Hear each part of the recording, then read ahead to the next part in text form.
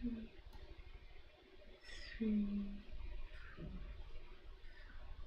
6, 7, 8, 9, 10, 11, 12, 13, 14,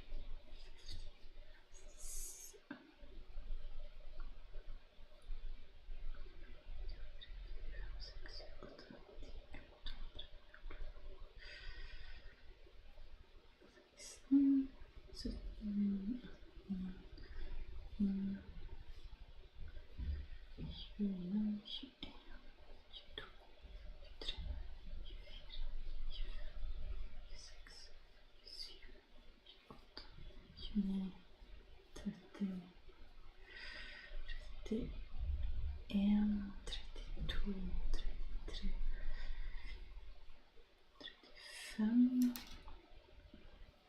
36, 37,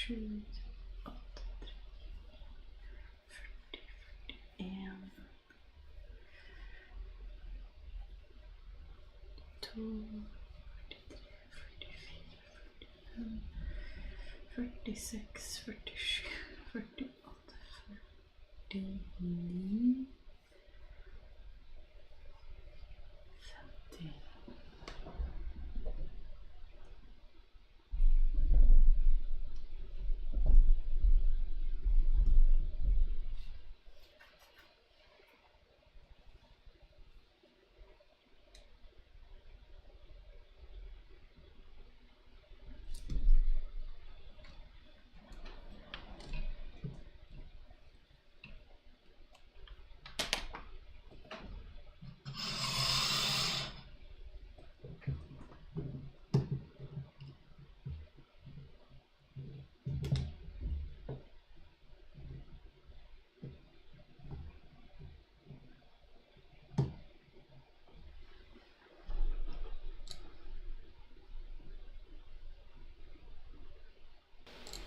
Good morning, good evening. Let's see. There. I think we are almost live. If only I could see chat a little bit better, that would be grand. How are everyone?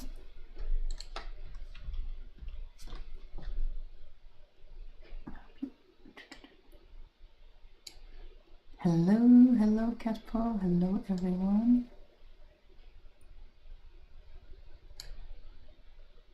We have cat cam for now. Let's see if Madam deigns us with her presence and for how long. We do indeed have cat cam because I'm so prepared. I thought it is autumn and I kind of want to cast on something autumny, and I was desperately trying to finish casting it on before going live, but I'm still kind of halfway through casting it on, so I guess we shall just have to 2, 3, 4, 5, 6, 7, 8, 10, 60. How much do you need for a cowl on 3.5 millimeter? I was thinking maybe 80. 2, 3, 4, 5, 6, 7, 8, 9, 10. That's 70. Hello, Doro. I am trying to count while paying attention to chat. That is not a recipe for very good things. Let's try it to 80. 1, 2, 3, 4, 5, 6, 7, 8, 9, 10, 80.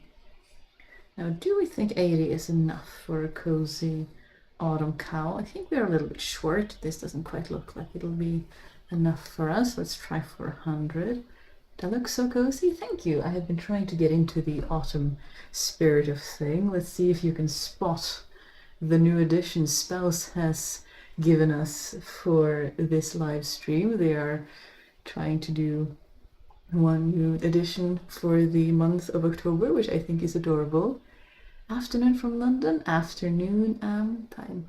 Cold here today? Yes, it is cold here today as well, so we should have that in common. Love the cat cab. I am good. Magdalene, why are you trying to confuse me with counting? I am on 80. Rude. You're also supposed to be off doing shenanigans, but 1, 2, 3, 4, 5, 6, 7, 8, 9, 10, 90.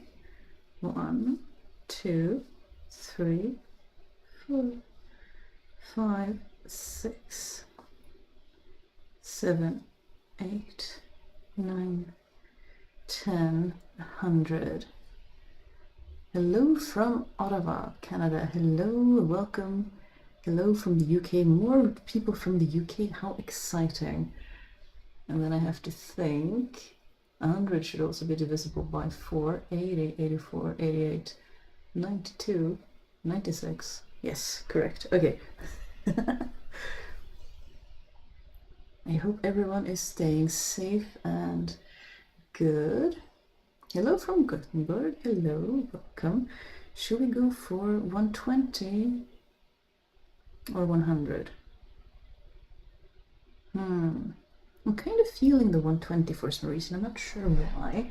I should not be casting on things in this chaos mood, but here we are. You are witnessing the full chaos that is me without a plan and trying to scramble before before we get to where we are supposed to go. Hello, hello, Nao-chan from Japan. Welcome. We are trying out some new things. I don't have the most stylish stream, but we try nevertheless.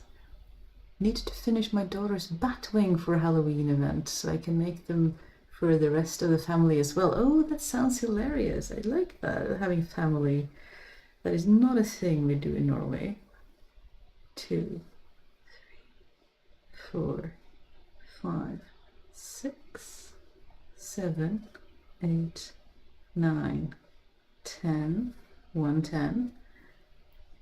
1, 2, 3, 4, 5, 6, 7, 8, 9, 10. There we go. I think 120 is what we're going to try for. I don't know why, that just feels like a good number. Maybe I have made cowls using that number before, maybe not. Trying your first ever knitting project. Wow, that is impressive. It's so fun to have a lot of those firsts. Like, it's almost easy to forget what that is like. Yeah, how are everyone?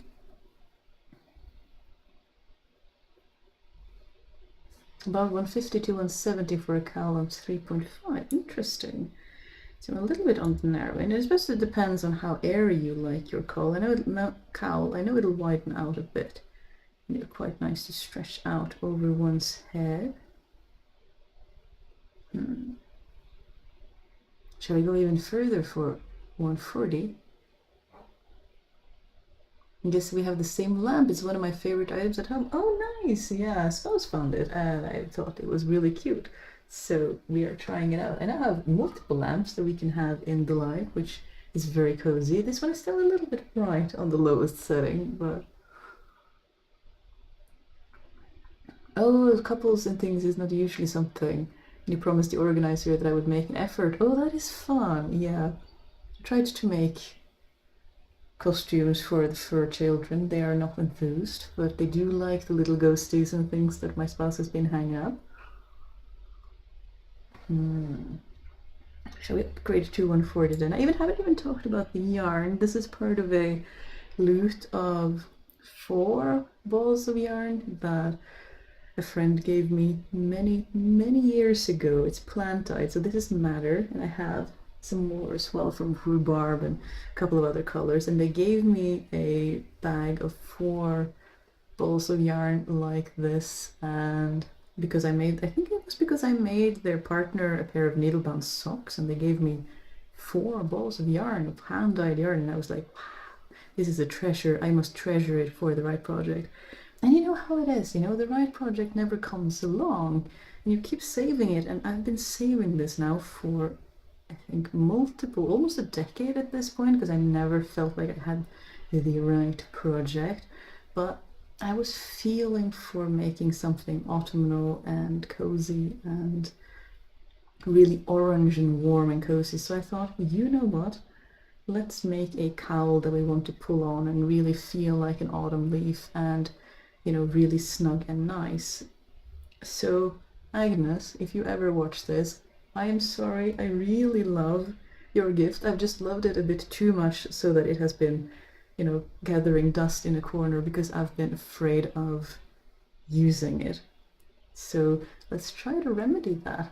I actually wanted to film this for a video, but maybe it'll be a live stream special instead, because life is chaotic. And yeah, presently catching up on dishes. Back on sewing later in the afternoon, thanks for the company. Well, it's nice. A lot of people actually do chores while we do the live, so that is very nice that people get something to listen to. I do that myself.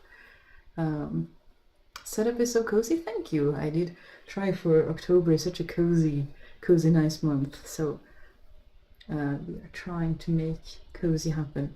Okay, I was at 120. We were testing out. Oh, sweetie. 140 maybe. 1, 2, 3, 4, 5, 6, 7, 8, 9, 10, 130. And did I count the first one twice? Or rather, did I make one and then started one again? So I potentially have one too many. Oops. Guess we will figure out. 1, 2, 3, 4, 5, 6, 7, 8, 9, 10, 140. And I guess that is what we shall try, because our tail is about a year long now, so this is how much it shall be. This is our cowl and how it shall come to be, and it shall be a cozy cowl. And I do think this will be very nice to pull over one's head when it is cold and dark outside. But yeah, I also want to show off. So Spouse is adding new things to the setup, just cozy. But I also had my friend Kaylee send me this little broom made from metal fibers. Isn't it cute? I have not dared to have it out in the workroom without supervision, because this is very much an attractive cat toy. But they extracted metal fibers from their garden and turned it into a little broom, and it's so adorable. And then they sent it to me, which is like, why would you not want to keep such a little treasure for yourself? So it lives over here, having a good time.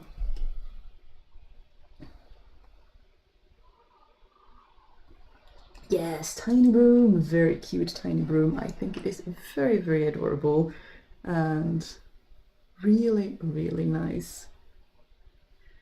Let's do this thing where we start straight away. So I hope everyone is getting on with cozy crafting season from a safe part of the world. There's been, as is becoming the norm, sadly, a more and more chaotic weather, so I hope people are staying safe and cozy. We are definitely turning on the radiators in our part of the world so that we can be warm.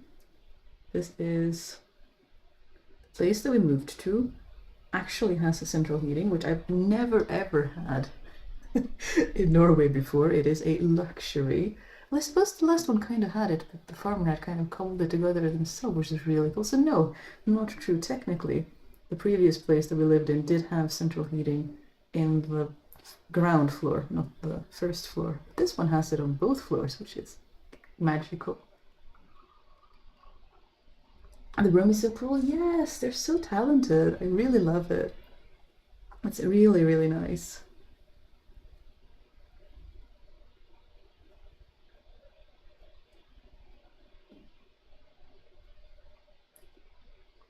Peak witchy vibe. Well, we do like those heathen vibes, if I'm honest. It is very much a nice, indulgent time of the year. I had to unplug my phone from the charger in order to get cat cam from a good angle though, so we shall see how long she will live. Central heating, a luxury in Norway. Yes, it's not common to have central heating that sort of runs through the whole house. You just kind of either you have a fireplace, which is quite common, and you usually have an oven in different rooms, and you would turn them on individually. Like there's no central system running through the whole thing like we had when we lived in London that goes through the sort of the whole thing, or a temperature control that you can turn on and turn the knob, and then you sort of control the whole house. It's sort of a by room, and having grown up on the frugal side of things, if we can call working class living that, you would be very much encouraged to keep your room cold.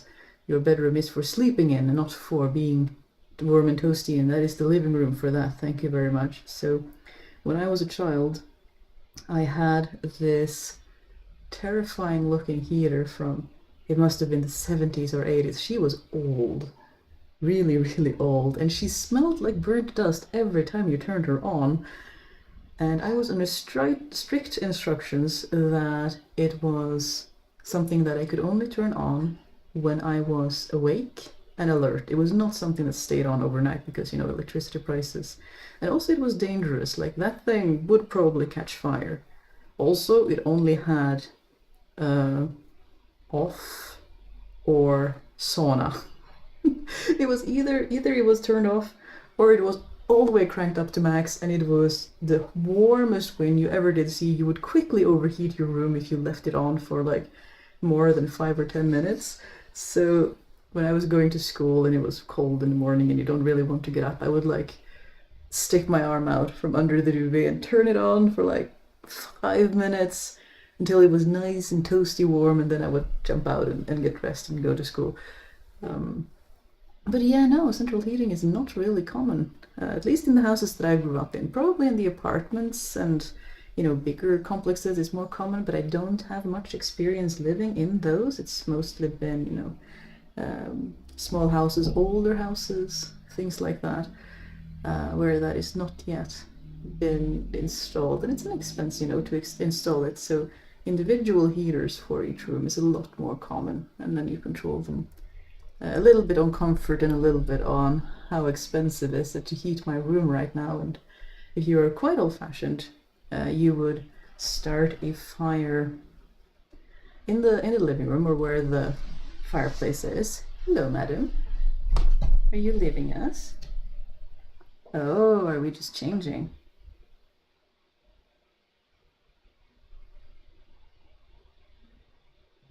See, maybe we should turn this off for just a minute. Are you gonna settle down?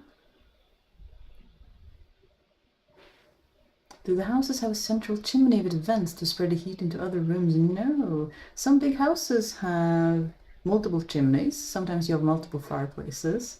But usually you would keep a fire in only one of them because, again, firewood is also expensive, at least in the families I grew up in. Oh, sweetie. Okay, let's move this one. Shall we have stalking cat cam going on? If I can. Oops. There she is. Can you actually see her? Yeah, somewhat. It's not the best. That is not the best lighting. I apologize, madam. So I was going to say, historically, you would start off with one room. You would close all the doors, and you would heat that one room. Let's see. There we go. There's madam. And as you sort of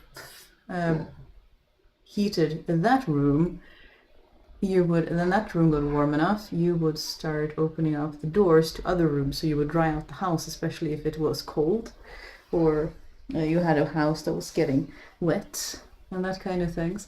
So you would sort of gradually heat up and dry out the rest of the room. But traditionally, you wouldn't keep bedrooms very warm. You would just sort of rely on the residual heat coming out of heating central rooms and keep it above freezing. But yeah, Bedrooms were for sleeping in, not for playing in. But it depended on the family, I suppose. You needed light-colored cushions so we can see the cat better? We shall see. I do need better lighting in this office in general that we haven't quite gotten to yet. So we are working on it. Very much a work in progress. But right now it is hard to see her because I am in my preferred blacks and so is she. So we shall have to see. My dream heating is DHE when you drill a hole in the mountain below and pump that heat into the house, but you have to live in the right places for that. Yeah, and it's also frightfully expensive, but I mean, it pays off in the long run because it's quite cheap to keep going once you have it installed. But yeah, that drilling can be quite, and as you say, you need to have the right land and the right ground and the right everything, but it is certainly possible. Oh, sweetie.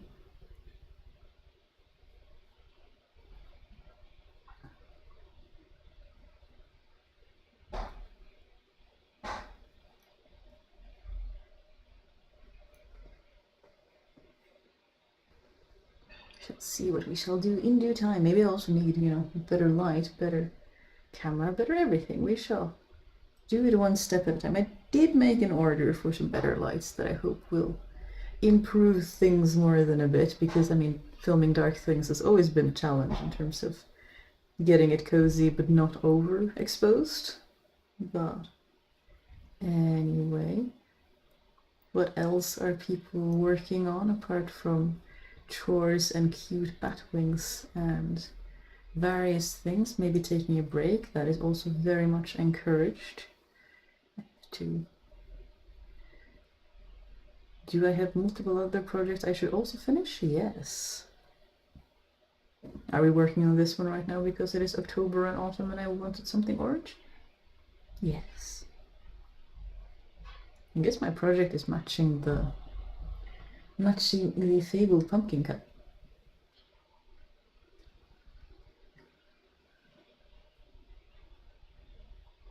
Cats on laps are a pretty good heating system, that they are very much.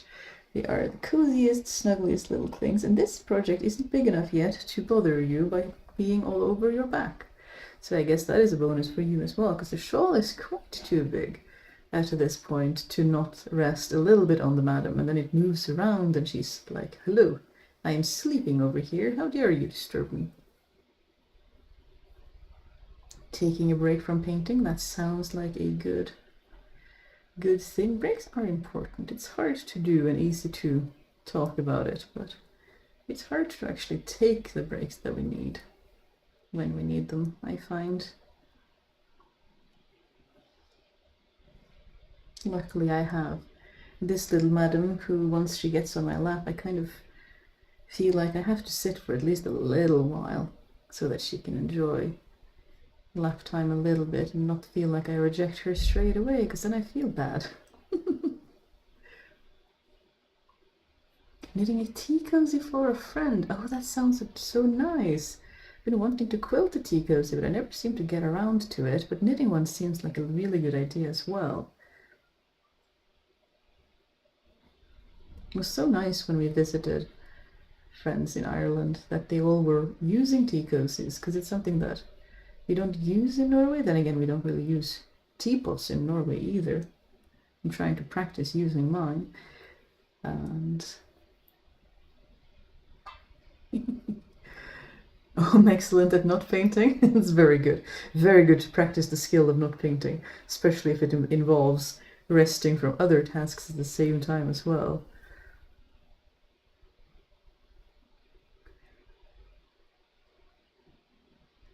But yeah, it has been a chaos time of other tasks that pull me out of the workroom, which kind of have to get done. Like, you don't want to do them in the work time, but they're really distracting. Like, Norway is far enough north that we have a custom of winter tires and summer tires, which I know is not common everywhere, but in Norway that is a requirement. You can get heavily fined and pulled off the road if you are caught midwinter in summer tires. It's dangerous for you and everyone around you, so I have been leveraging up the car today and changing the tires, which reminds me that I need to get more strength exercise, not just twice a year when I'm changing the tires. But at least it got done, and now spouse has good winter feet for adventuring out and about in the increasingly chilly weather. It will not be long until we get frost, I think. At least at night. We might already have had night frost. But we have already seen like sleet coming down. It doesn't stay on the ground, it melts so far, but I don't think it'll be too long until the roads get dangerously slippery.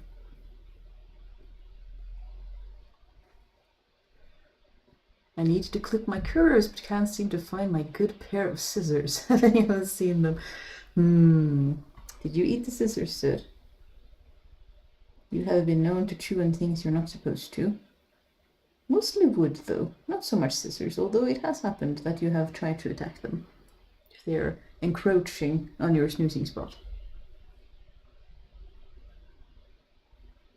She knows she's not telling us.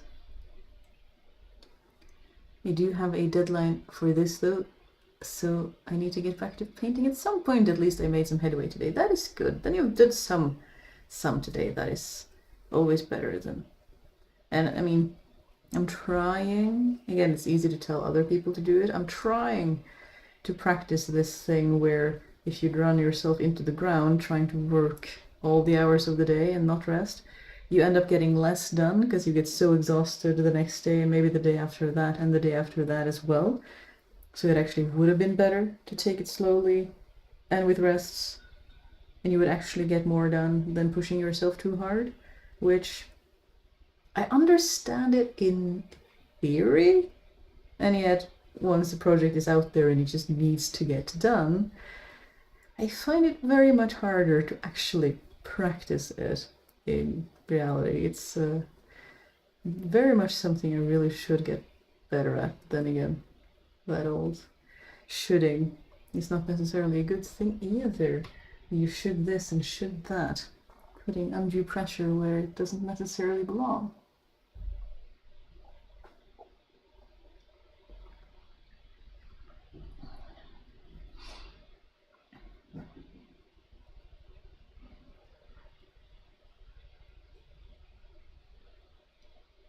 Something so soothing about the clickety-clack of the knitting needles, I find.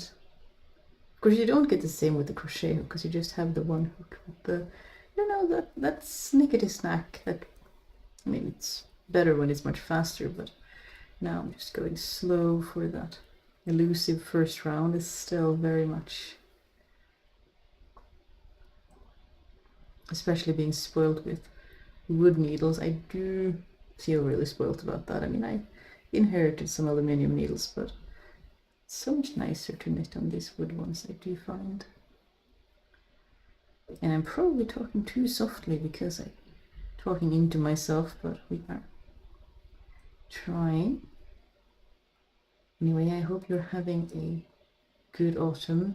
Well, if you have an autumn at the moment, you might be in the southern parts of the world having spring, which is very exciting and mind-boggling when I'm looking at autumn on the outside. One thing is that we all have time zone differences, and for some of you it is morning rather than evening, which is this for me, but to think that other people have different seasons at the moment is just... It's... Again, I know it in theory, but it's hard to actually feel it without seeing it. Hello, Catherine. It's nice to see you. Nice to see everyone. Yeah, pressuring myself never works for me personally, just makes it worse. Yeah, it does. And yet I fall into the trap all too often. And we are about to have an ad break, which if you are new here, we pause for ads, take a little hydration break, which I've been doing on and off anyway. Oops. But we take a little hydration break and we chill out. You don't miss anything. We are waiting for you. And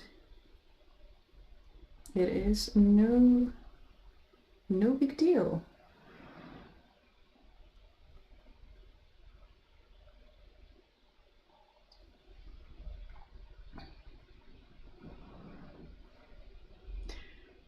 Try looking for your scissors under the seat. That's where mine usually migrate to. Oh, that sounds terrifying. Scissors can be sharp.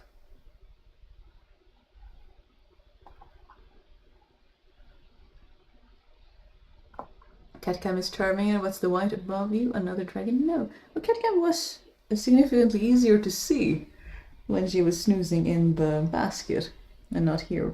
Maybe we shall have to knit you a little blanket just so that people can see you better. And what is the thingy? It is a little ghosty that Spouse made out of paper. I don't know if you can actually see it properly, but it has eyes. But I don't think I can pull it too close to the camera because it is attached to a little fishing line. It is part of their one decoration per per live stream addition to the room. So the dragon is still hanging out. This little ghosty is, I'm probably not going to get it to hang quietly now, is hanging out. It's just made out of paper and I think wood glue, diluted wood glue that stiffens once it dries out, and then they just sharpied some eyes on it and ran a fishing line through it, which was very cute, a very easy project to do, and they had a lot of fun. And they kind of live in my cupboards, and now they're hanging out in the living room. I think they were going to hang some in the kitchen window. So we'll see how the living room looks like when I come back downstairs. So we shall see. Happy fall, everyone. Happy fall, World Eater Void. Fall is what you are enjoying. Hope everyone is staying safe. Catboy is saying, yes, I miss the clickety-clacking, but I still prefer the bamboo needles because things don't slide off so easily. That is true. I do find my little, I think they're birch needles do a little bit of clickety-clack as well, but it's not quite as pronounced. But it's still enough that I enjoy it.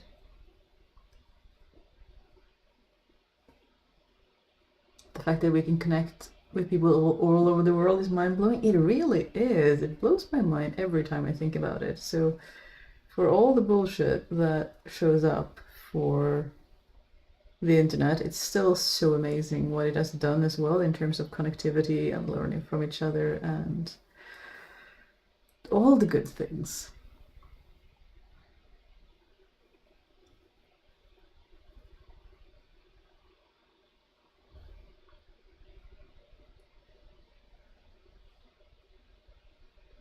You have a summer-like heat instead of the customary autumn chill. That is interesting. And same with in Ottawa in Canada.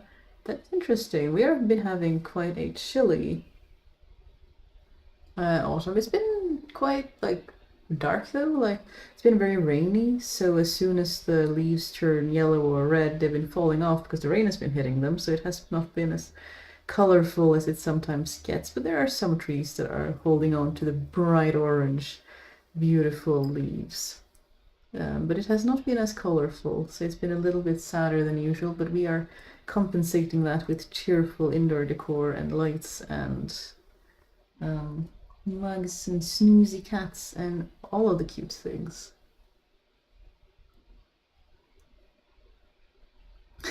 Ghost is lovely, yeah. I'll tell Spouse you said that. I think they are very cute, very easy to make, which I can appreciate. They made a lot of them. Today I'm working on a tiny piece of patchwork for a pocket on a seasonal dress. That sounds like an excellent project. We were lucky to find some English paper piecing templates that were quite small, so I'm excited to get working on that at some point. Could be far away in time, but they are smaller than some I had already, so I am really looking forward to getting started with that. Everything is still quite green out here with small images of yellow here and there. Interesting. Yeah, here it is definitely getting that autumn chill, and it happened quite fast too. Like you got a little bit of a gradual change, but it was relatively fast that you notice that, oh, it is time for cowls and hats and wool sweaters and all of the things. Which is always feels a bit late to be making the things when you feel like you need them, because you kind of need them, and by the time you finish making them, maybe you don't anymore because the season has changed. But then at least you have it the next time you need them. I'm just leaning into like when I want to make the thing is the time that I need to make the thing, not half a season in advance, because I'm not in a mood then. So I might as well just wait until I actually feel like making the thing. And anyway, knitting warm, heavy sweaters midsummer can be a challenge in and of itself. Didn't miscount. Lucky. It will probably be here in a few weeks. We're only a few degrees further south than you. Yeah, maybe. Who knows? The weather can be a changeable beast. I mean, it could still get warmer here as well. I mean, it's been a chill spell, but you never know if it's actually gonna last. Who knows? We shall have to just experience the weather as she comes.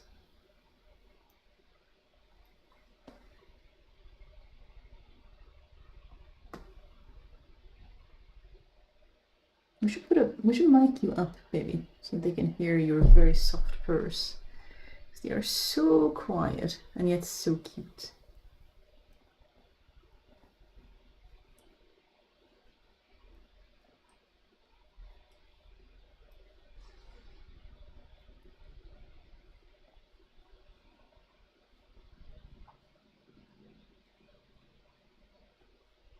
Keys in point. Rain, rain, and more rain. I kind of like rain, but it can be a bit much, you know, when there's just too much everywhere and gates are flooding and the water has nowhere to go. But it's nice with variety, like a bit of sun, a bit of rain, a bit of everything. I don't think it will be too long it turns into sleet and snow, though. It shall be interesting.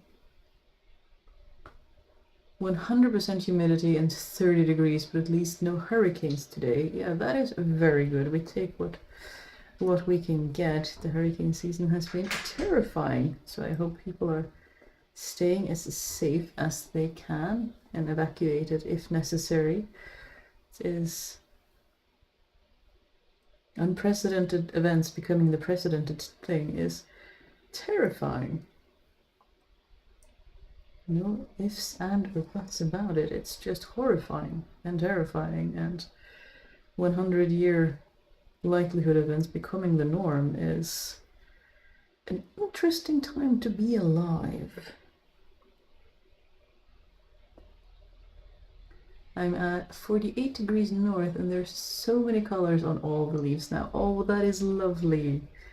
We've been out picking some leaves today. Spells wanted to try some crafts and either, I think, taking like prints from them or preserving them.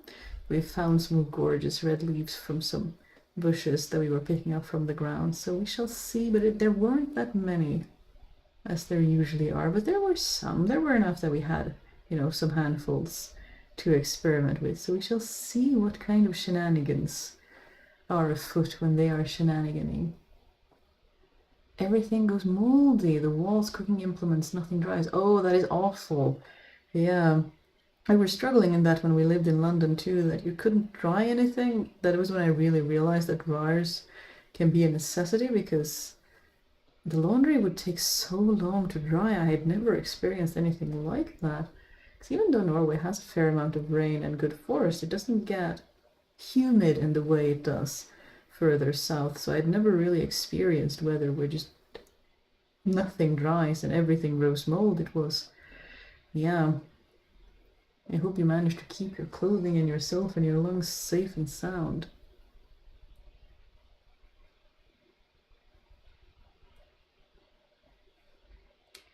You get downpours today every time I stepped outside between grocery shopping and dog walks. It was a few times. One of them I was afraid would turn into hail, but it did not. Yeah, that is very good. It has been so many years since I actually experienced hail, at least proper, like, big tennis ball sized hail, which can be very unpleasant. Yes, I'm really glad you avoided that. It's not something anyone would want for. But yeah, some areas just have very different weather, and I found that so fascinating when I moved away from home to study, because I was used to, you know, hail prone, thunderstorm geology. Then I moved to the north, to Tromsø, to study, and their geology just doesn't really encourage thunderstorms, which is super interesting. That sometimes you would get clouds and they would look as if they might become thunderstorms, and then they would just dissipate. Because the geology, the mountains didn't really encourage that kind of cloud behavior, which I hadn't really thought about how much geology impacts that kind of thing. And you'd talk to, grandparents, great grandparents, elderly people who would talk about the 1 year they had experienced the thunderstorm and it was this great big thing.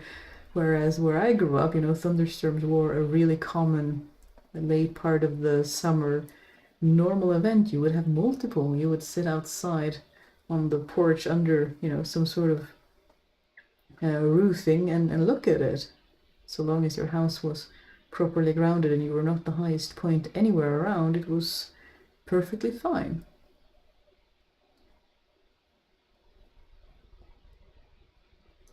Oh yeah, have you experienced the laundry thing? Yeah, it's I would imagine so, and it's interesting when you're used to laundry drying in like a day, maybe two, that it takes suddenly a week, and then of course things are going to start growing mold when they're moist and hanging around.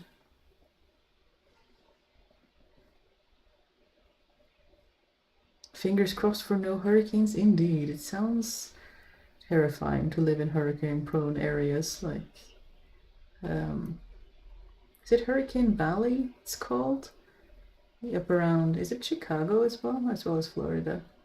I'm not well versed in all the geologies around, but I hope people are staying safe, whatever their local weather is like. We can at least provide a small respite, I hope, in terms of chilling out and providing some relief, maybe. A sense of normalcy. Hello. You are a fan favorite. You are.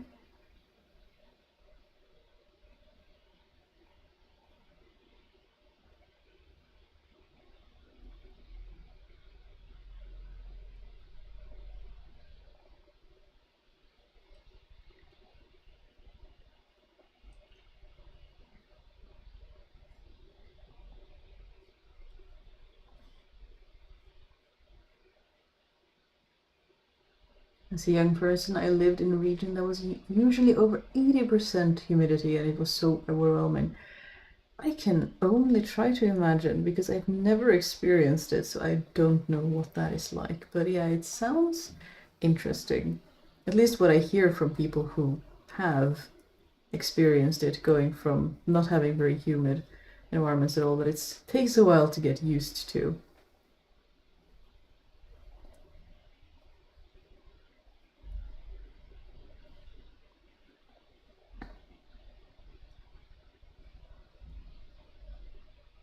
It's like a pressure cooker to breathe. That does sound really unpleasant. I hope you are staying cool and safe and not overheating. It's interesting how much faster the second row always is when you're done with the first cautious row.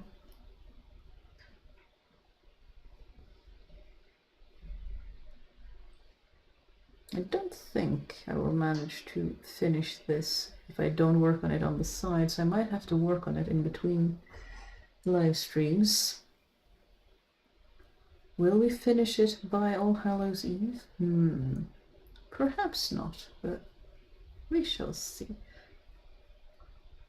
We're trying this, not pressuring ourselves to work ourselves into the crowds thing, which we keep telling our viewers to do, which is hard.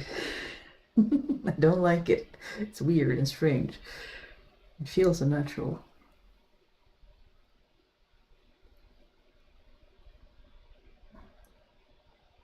It always feels hard to catch a breath in high humidity. Yeah, I guess it's something that you get used to when you live in those environments, but it does sound challenging if you're not used to that kind of environment.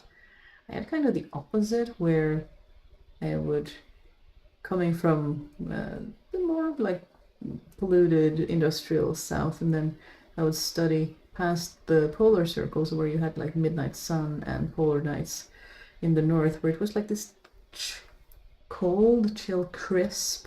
There was something really crisp about the air, like as soon as I got off the plane and got out of the, because there's no train line all the way up there, although they've been waiting for one for a while. They have a pub called Tromsø train station, though, that is kind of like while we're waiting for a real station to be built, and it's been an establishment for decades at this point. But there was always something really crisp about the air. That was such a relief getting off the stuffy plane and just breathe the fresh air and be like, oh yes, very, very nice air to breathe. If their sweating was not accomplishing its main goal because it wouldn't evaporate. Yeah, that was what I was thinking too, that when you're at 100% humidity, sweating doesn't really work, and that's when we get in the news that people are overheating and passing out and scary things are happening. So it is not a good time. I have a pile of knitwear that needs some slight mending before the season. Time to get to it now before I use them and the small holes get bigger. Yes. The darning basket is, as far as I know, although that might just be the fact that we moved, so everything is chaos and I don't know where anything is. But right now, knock on wood, the darning basket is empty, but I'm pretty sure that is just because we haven't put things in it and things are just hanging out elsewhere. So we shall have to get to that eventually. I'm working on knitting a shawl, which is fun and grows quickly, but also keeps me from continuing a big working project from before summer that had to rest until temperatures went down. Thin, lacy wool coat-ish. Yeah, I also struggle with the really big, but even things like shawls in high summer, when, you know, having something woolly in your lap is not necessarily what you want. If it's just like mild spring or autumn, you can usually get away with having something like as breathable as wool in your lap, even if it's a big thing. But if it's really, really warm, that can be a challenge. I passed the stage on my shawl where it grows quickly, and now it grows a little bit slower, but we shall get there nevertheless. I have to decide on a lace pattern that works for my nice orange cozy. Maybe I should look for it. There's like surely some cozy like autumn leaf or pumpkin patterns that would work with 140 stitches was what we ended up doing. I do indeed, I think it's gonna be alright. I do like my cowls fairly close to my throat, keep it nice and warm and snug. I know some people really find that it's really individual what people like and don't like when it comes to, like, I have friends who can't abide anything close to their neck because they feel like they're getting choked. And then I am the kind of person who wants things really close to my neck because otherwise I get cold really, really fast. So I find that if I'm making someone a cowl, I need to know their preference for neck closeness, if that makes sense. Like, do they like a tight fit or do they like a loose fit that is more or less just resting around their collarbone, keeping that section warm? And of course, it can do both, but I need to know if they like tight scarves or loose fits, because people are usually quite strong in their preference. Like, it's either one or the other, I've found.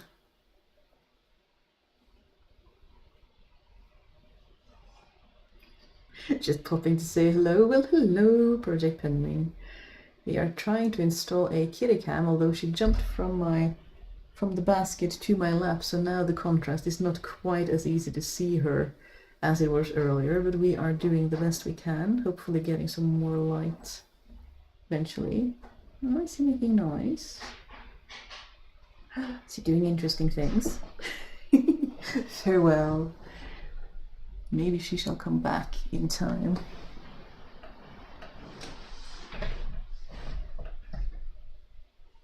Madam does it, Madam wants? She does indeed. We do not keep no Madam hostage. That is not the way of kitty ownership, but I will put my phone to charge, just in case she comes back. I don't know how much this Droid Cam software uses, but I mean, it is keeping the camera up, which I assume is draining a fair bit of the battery, so... I have some linen knitwear that is amazing when it's not too cold. It's hard to mend them though.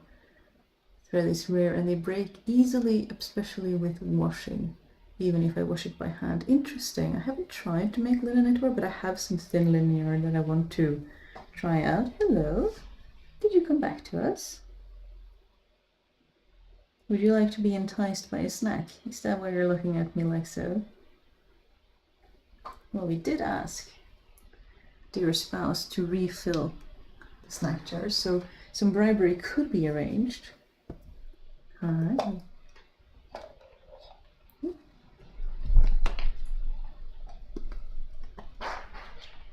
Will you stay there though? That is the eternal question.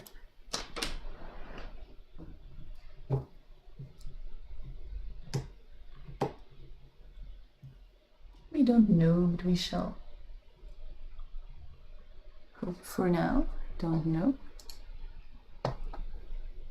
That is not quite where we wanted, is it? Hello. Can I help you, Madam Fluff? Are you going back to the lab? Madam. Some decorum.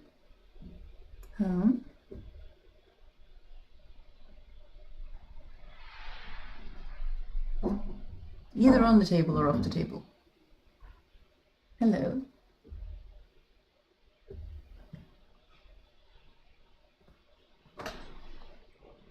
Kindly don't snuggle the camera legs, they will fall down. Yeah, I've never knitted linen knits yet, but it's very much on my list and something I want to do. Oh, sweetie.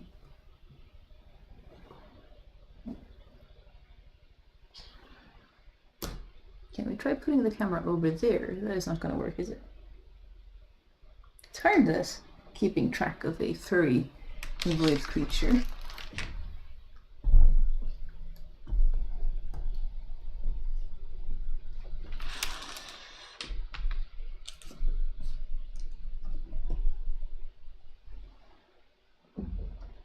That is not the best angle either. Pardon. It's quite a chaotic little live stream.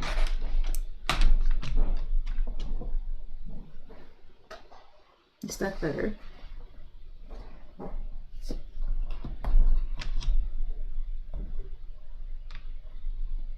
Oops. Stay. There we go. There's our little face. As much as I can anyway. Do I need to wear a white linen shirt so people can see you properly,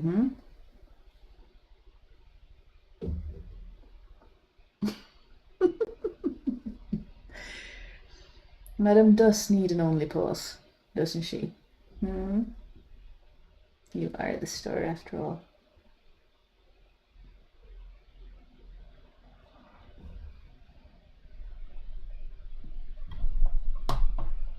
It's very hard to have a cat cam when you keep moving about like that, madam. Unpicking a long-sleeved t-shirt I bought. There was an extra small and an extra large, so I got it hoping it would fit because the fabric is gorgeous, taking the sleeves to make oars because the XL is like a medium in the UK. Oh no, oh that is frustrating when you can't really find clothes that fit. That is really frustrating. I'm hoping it will turn out to be something you can wear in the end. It's so much work though. I find it so frustrating when I'm doing work to fix something that was bought new. Like, one thing is fixing stuff that was bought used, but bought new is really frustrating. Making a patchwork cushion for my babushka, but the instructions have an inaccurate seam allowance written. Oh no! It's frustrating when the instructions are not as instructing as one might hope.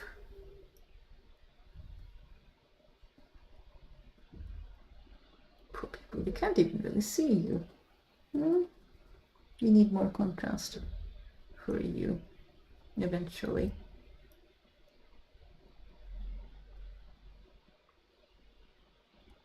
It doesn't actually say what the seam allowance is, so I gotta guess. Ooh, yeah, that can be fiddlesome when it comes to patchwork, since it's already so finicky to begin with. I wish you best of luck with that. I hope you figure it out. I'm sure you will. That is something to absolutely work on.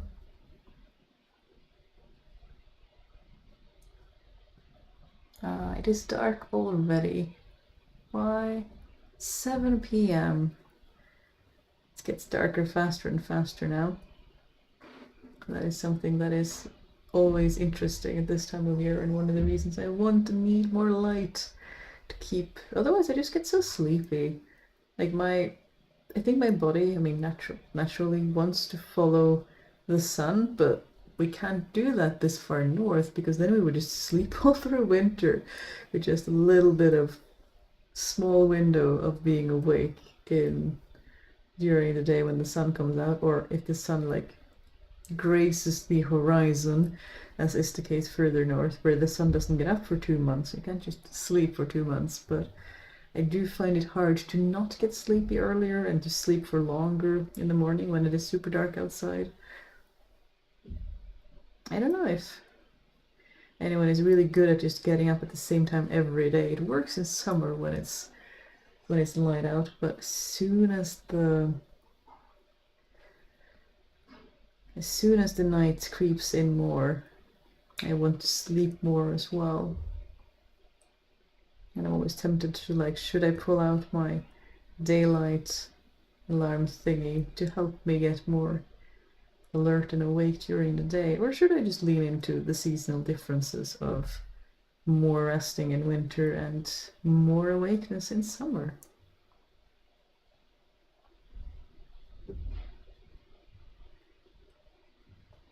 But that might also be very regional. I mean, winter being a resting month when you're enjoying the spoils of your labor is probably very much a thing that happens further north, where there are more distinct seasons, whereas further south or towards the equator, where seasons are less pronounced, at least in terms of temperatures, it could be very different what people find their annual cycle to be. Madam at least gets snugglier when winter comes around, which is quite normal for cats, that suddenly you are a lot more popular than you were, as you are also a nice, convenient heating element.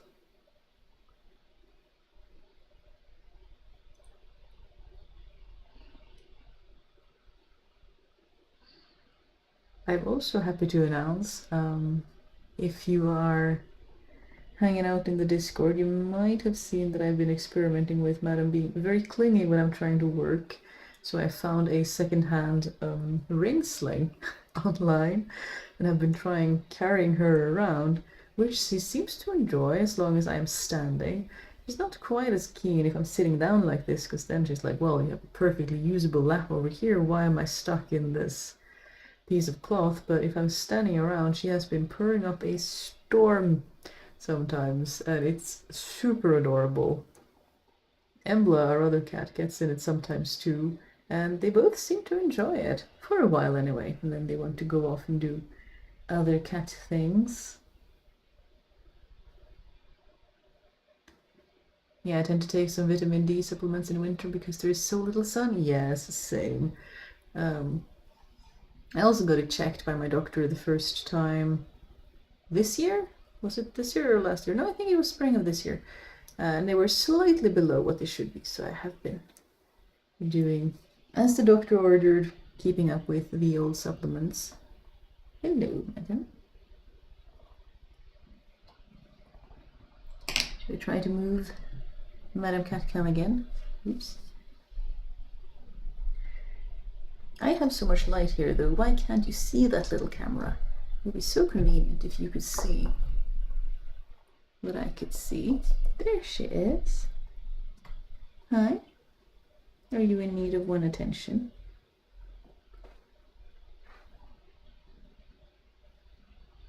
Currently pregnant and I thought I was okay for vitamin D. Turns out I was severely deficient, so now I'm on high doses plus vitamin K. It's a good thing they caught it though. But I mean, yeah, that is very good to catch that kind of thing early so you can help supplement it. Hope you stay safe and have a good time, reasonably good time anyway. Hope your levels even out quickly. Yes, indeed. It's at least something they can keep track of, which is nice. That and iron and all of the things. You're being quite difficult to keep track of. I also did order, since I was... Gotta go. Have a good evening, everyone. Have a good evening, you as well. Hope we see you eventually. I feel like this is a quite drowsy... drowsy stream. I don't know. Just... maybe it's the dark season catching up on me, but I did order... did a scary thing and spent some money, because as far as I understand, the camera that I'm using is supposed to be sort of charged by whatever you got plugged in when it's plugged in to be a web camera right now, and yet it drains battery, so we can't live stream for as long as we want, if we want it to go on for longer, because the battery will eventually die. I haven't really tested how long it will go for, but it takes some time. But I was recommended by someone that if I get a extra thing for the HDMI, I can feed the camera directly through just plugging it into the wall. So we shall experiment with that and see if that works. That'll be interesting. If we do, we might also get higher quality footage, interestingly. So we shall see if that works out, if that is actually true, or if something else will be a limiting factor. It's always one thing or another, I feel like. And you're just gonna snooze there.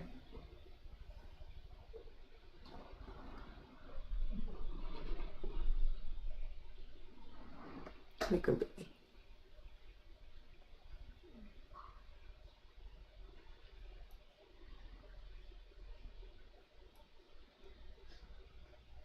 Quick question for the sewists among us. Top stitching a combination of woven linen and a viscose jersey.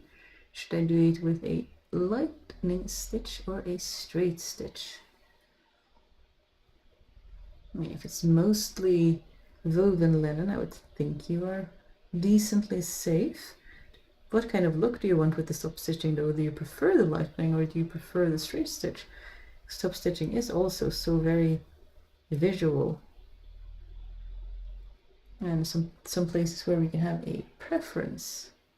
But if it's 50-50, I guess you might have to be more considerate of the jersey. So I don't know if it is how much you have of each fabric and if it's sandwiched in between or if they are both equally present. I want to do more light fabrics, and sometimes I wonder if I need to do the thing where you like tape the feed dogs underneath so they don't bite into the fabric. Prefer straight stitch? Well, I would do like we generally always recommend, which is take some scraps and assemble them in the same number of layers as you have for the actual project you're doing, and try it out and see what works best. It might be that you need to do the lightning stitch, but if you want to do the straight stitch, you could always try to sew something on a curve with some scraps and see how it behaves, if it actually behaves in a good way or not.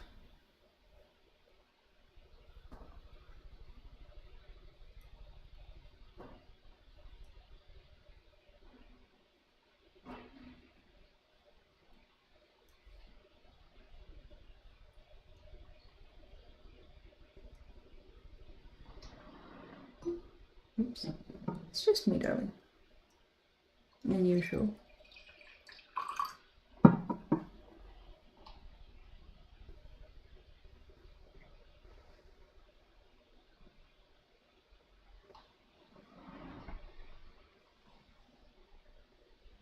Many people chiming in chat, helping out. I love to see it. Going to be sewing a lycra soon, and I've never machined so stretchy fabric. Ooh, interesting. It was so fascinating to me how, when I was visiting Shannon Makes and talking to her, she talked about how she started sewing lycra and stretchy fabrics because she was making her own circus performance outfits, which is so different from where I'm used to hearing that people start with those fabrics and then get really familiar sewing those, and then transition to woven later, which is super interesting. It always amazes me how long a little tea light can keep a kettle warm for.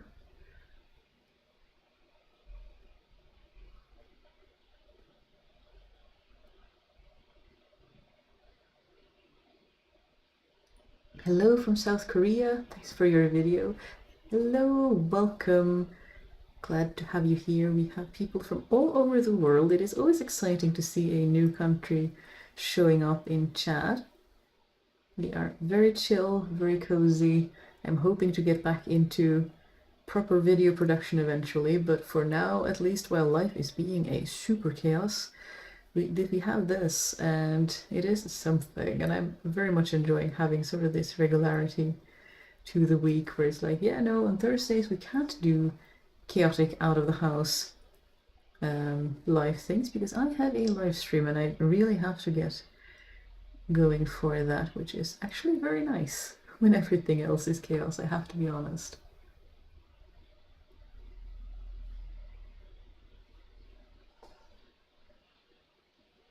Have a lot of things going through your mind? Well, I'm glad you are having a bit of a break hanging out here at the moment.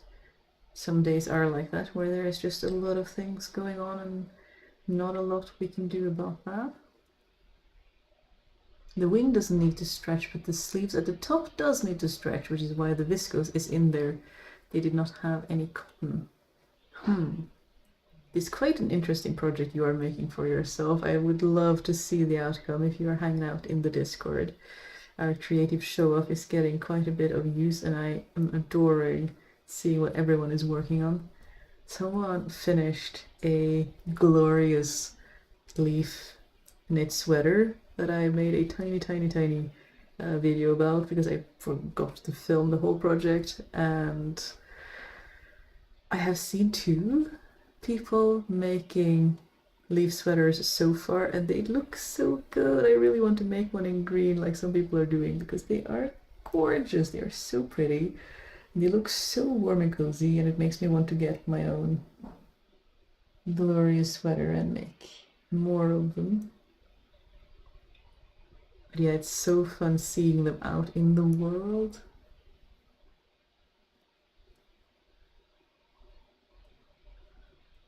Post it on the Discord when it is done? Yes, do it.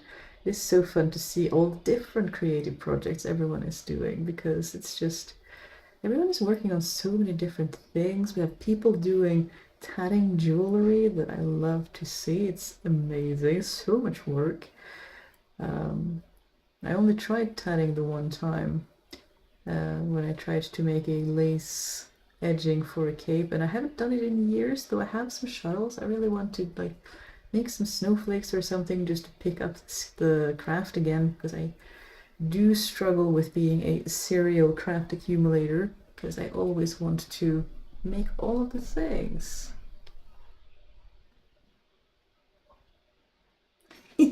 Oh, I just realized the cat cam in the corner. Love it. Well, she was lying in her basket like she was last live, almost all of the live stream. So I thought we would have a nice setup with her in the basket today as well. But today she has been on my lap, which has significantly less contrast. So I can understand it not being all that easy to spot her unless I was wearing something white and had better lighting. which I hope is coming in the mail eventually, but yeah, right now she is not the easiest to spot. But at least the cat cam system is more or less working, even if I'm stalking her with my phone to try to get a good shot where you can actually see her. But yeah, that is cats, I suppose, not always predictable or rarely predictable.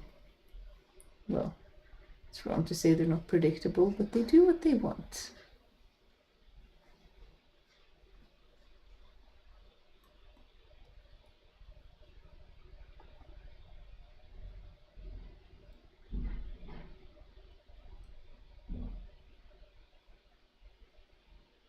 But I do think some better light for the live streams will not go amiss, and then hopefully little dark void madam will be a little bit more visible. Maybe I should wear my apron when I live stream so people can see you. I don't think that necessarily would be a bad idea. I did make the apron too working, so... Do I do bobbin lace? I did experiment with bobbin lace. I have a good friend who managed to get 2 bobbin lace making pillows for fairly cheap secondhand, because people are often selling and giving away the craft equipment of their grandmothers as they pass away, sadly. So they were able to get multiple bobbins and 2 pillows, and we were sort of experimenting on it together and figuring it out. But that was... They asked me if I wanted to take one of them home to borrow and make some projects with it, but that was at a point in time where I had to hide all my pin cushions and all my pins in boxes, because this little madam liked, and still likes sometimes, to grab pins by the head and pull them out of things. So I imagined a inattentive moment where you left a door to a workroom slightly ajar, or didn't realize little madam was in the workroom when you closed the door, and you came back to all your hard work and painstaking bobbin lace, hard earned millimeter by millimeter, having a lot of the pins pulled out, and probably then some ones that are sensitive to the structure that hadn't yet been fulfilled their purpose and could be removed, and then being sad that your project was not that anymore. So in an effort to not turn madam, because that was a thing that we read about when we were reading about, how can we make her stop pulling pins out of pin cushions and other things, was to reduce exposure. And because she was less than 2 years old at the time, and one of the things is that sort of maybe sometimes if you completely reduce their exposure to pins and the thing that they're doing that you don't want them to do, you can hopefully get a cat that stops doing it by the time they are more adults. 2 years old cat is more or less adult. And so we removed everything. I had a glass jar over my pin cushion so that I could hide my pins whenever I left the workroom, and I would close the door and try to be cautious. And she turned 2 years old 2 years ago. Now madam is 5 years old. No, wait, 4 years old?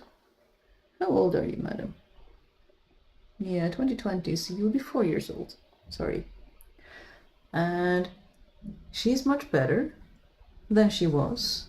She still pulls out pins. I mean, I get it on camera occasionally when she will suddenly decide that she's lying on one of my sewing projects and one of the pins has offended her and she's pulling it out, and I'm like, wait a moment.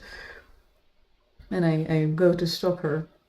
So it doesn't happen too often anymore, but it does happen sometimes. So I have been wanting to do a project with bobbin lace, but I have also not wanted to have all those pins hanging out, potentially getting pulled out by her and maybe even harming her. She has never had, I mean, she just spits them out. She just pulls them out and drops them on the ground wherever they may land, but it seems like it wouldn't take too much of an accident for something more severe to happen. So it seems more prudent to just not take the risk, much as it would be a lot of fun to do some bobbin lace projects. I see some truly amazing artisans online do some truly gorgeous work, and it looks like a lot of fun when people are going clickety-clack just super fast across the bobbin lace pillow and back again. Oh, it looks like a lot of fun.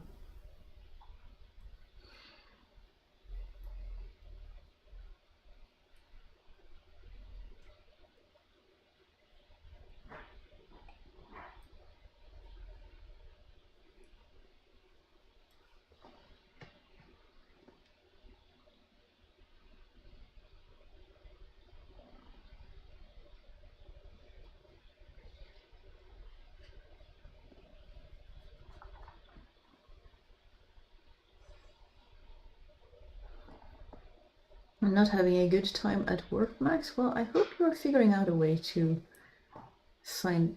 make it more enjoyable, but sometimes it is hard if the work environment is challenging, but I hope you find a way to enjoy things somehow. I'm sure we've all had our fair share of less than ideal work environments, and they can be very, very draining. So my sympathies.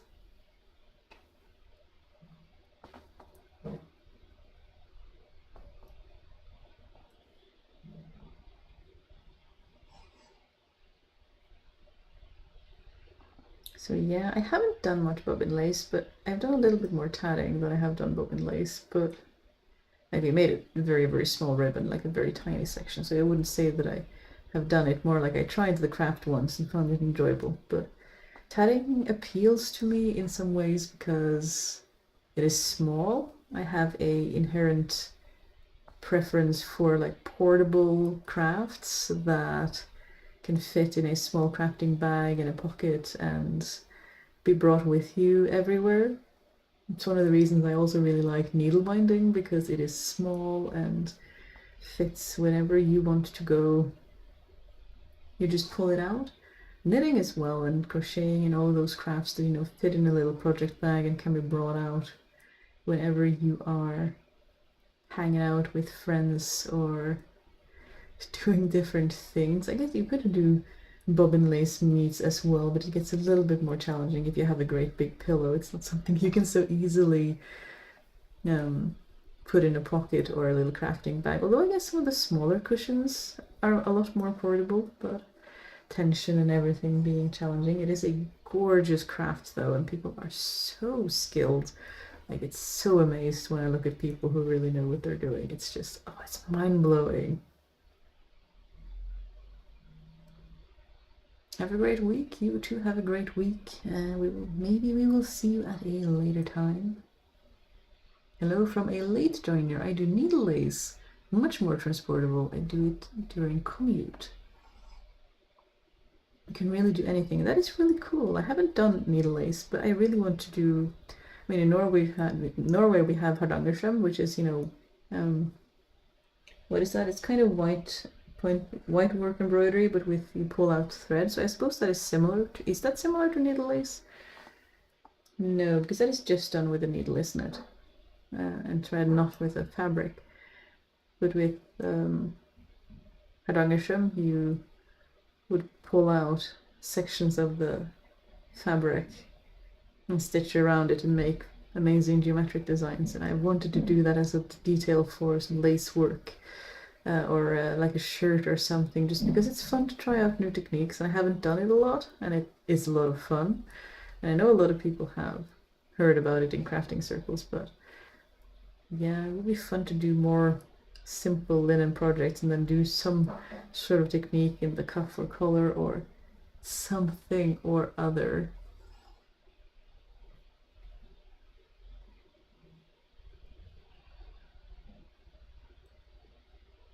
The buttonhole stitch is the same? Yeah, I suppose the buttonhole stitch is the same all around when you need it. It works for a lot of different things, doesn't it?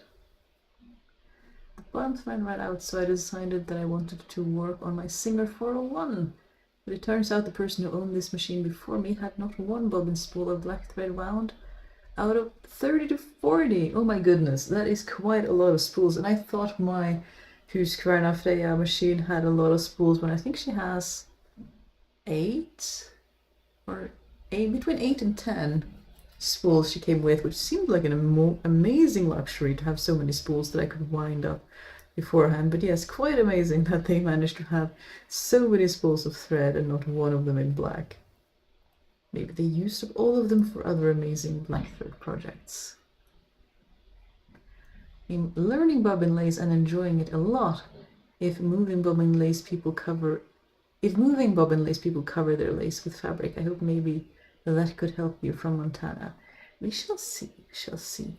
There are many projects on the list, and a cover would definitely be something if I was ever to pick that up, and trying to keep it safe from little Minnie Madam making chaos.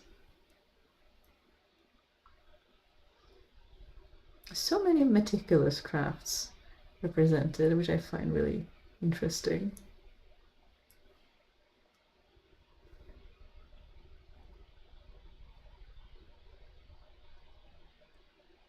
Only 7 of them were the right weight metal bobbins though? Oh, out of 30 or 40 bobbins, only 7 of them were the correct type of bobbin for your machine?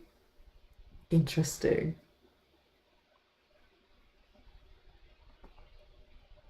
At least that means you have many bobbins for potentially many other machines. Goodness knows which machine that is going to be, but I guess we will figure that out, maybe. Shall be an adventure.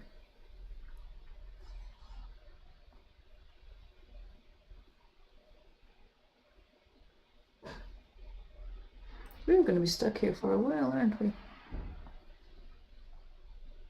Unless Spouse does something really interesting.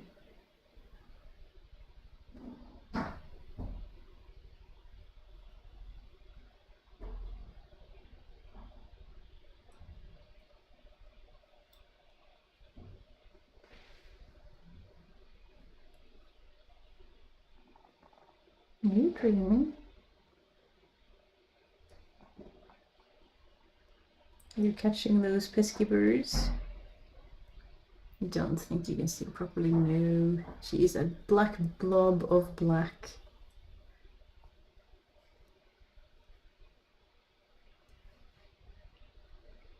Still wouldn't have you any other way though.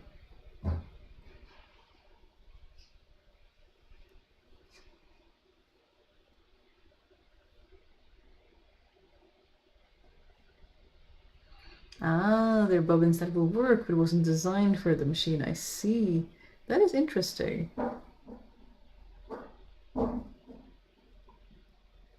I do have at least 1 or 2 bobbins for my machine that are not the same as the others. They're a little wider in the round part, like the top and bottom. And it still works, but you notice that it runs a little differently. Yes, imagine it's a little bit same for those other kinds of spools. Hello from Florida. Hello, the courtly alchemist. I hope you are staying safe and not getting rained on too hard by all the weather. We are trying to establish a kitty cam for my black void cat hanging out in my lap, but the contrast is not quite being very cooperative with us. It was easier when she was snoozing in her basket on my desk, but I don't complain at having a lap cat. Currently dreaming about interesting things. I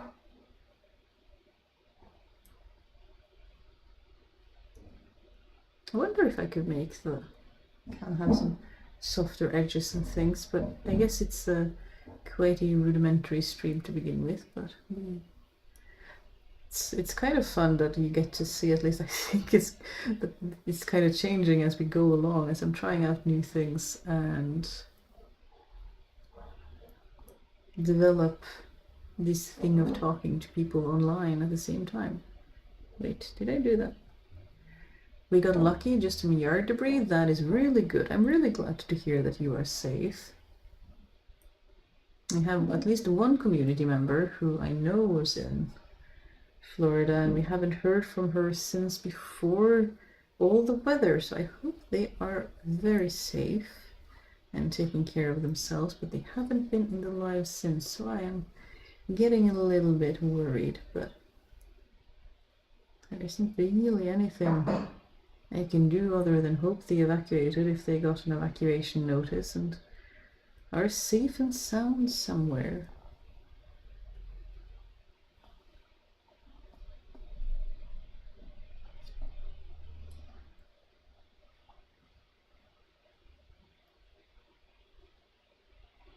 It's so interesting in many ways to hear what kind of weather people are experiencing, fearing, worrying about, because it's so different all over everywhere.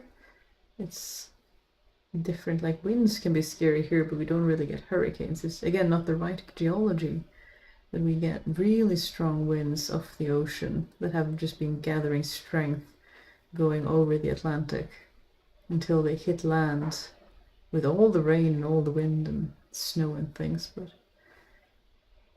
nothing quite as terrifying as hurricanes hanging out.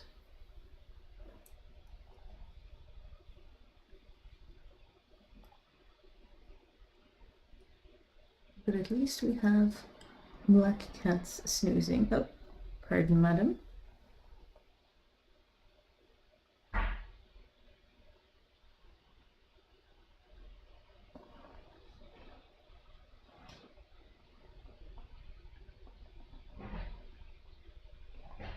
Would you like some tea? No, not your taste.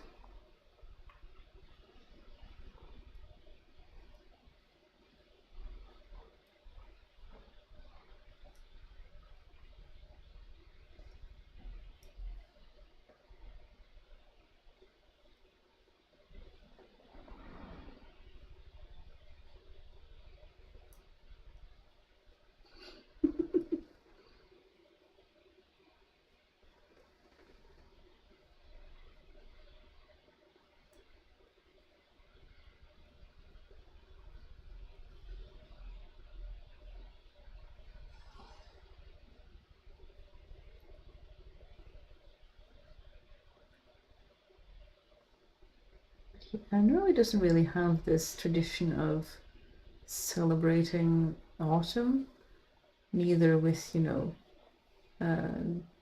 harvest moon festivals or Halloween or Thanksgiving or any of those sorts of things.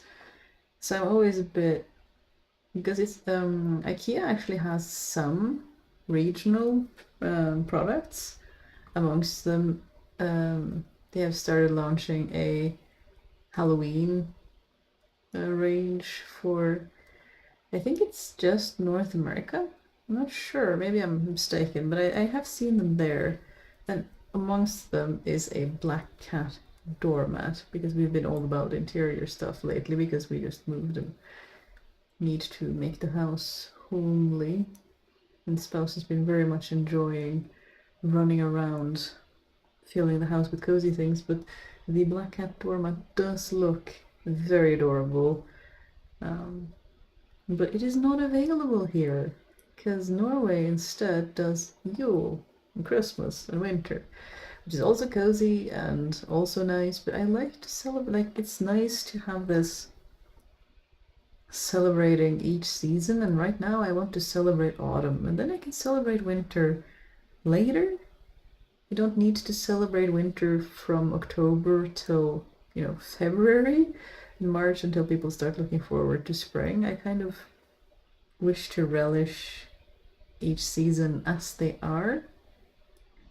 So I've kind of embraced that maple leaves and pumpkins and orange and warmth and all of the things, because I really enjoy just trying to be in the moment and enjoying whichever season we currently happen to be experiencing, because I notice so many people will only be looking forward to one or two specific season, like they're really looking forward to summer so they can go swim in the beach, or they really look forward to winter so they can go skiing across the country, or they're always looking forward to a specific time of the year. But I try to practice, trying to look forward to wherever I am in the moment. So that includes enjoying very much autumn and spring. And we are about to have some ads, so time to hydrate a little bit. can't fill the cup because that would be entirely too much.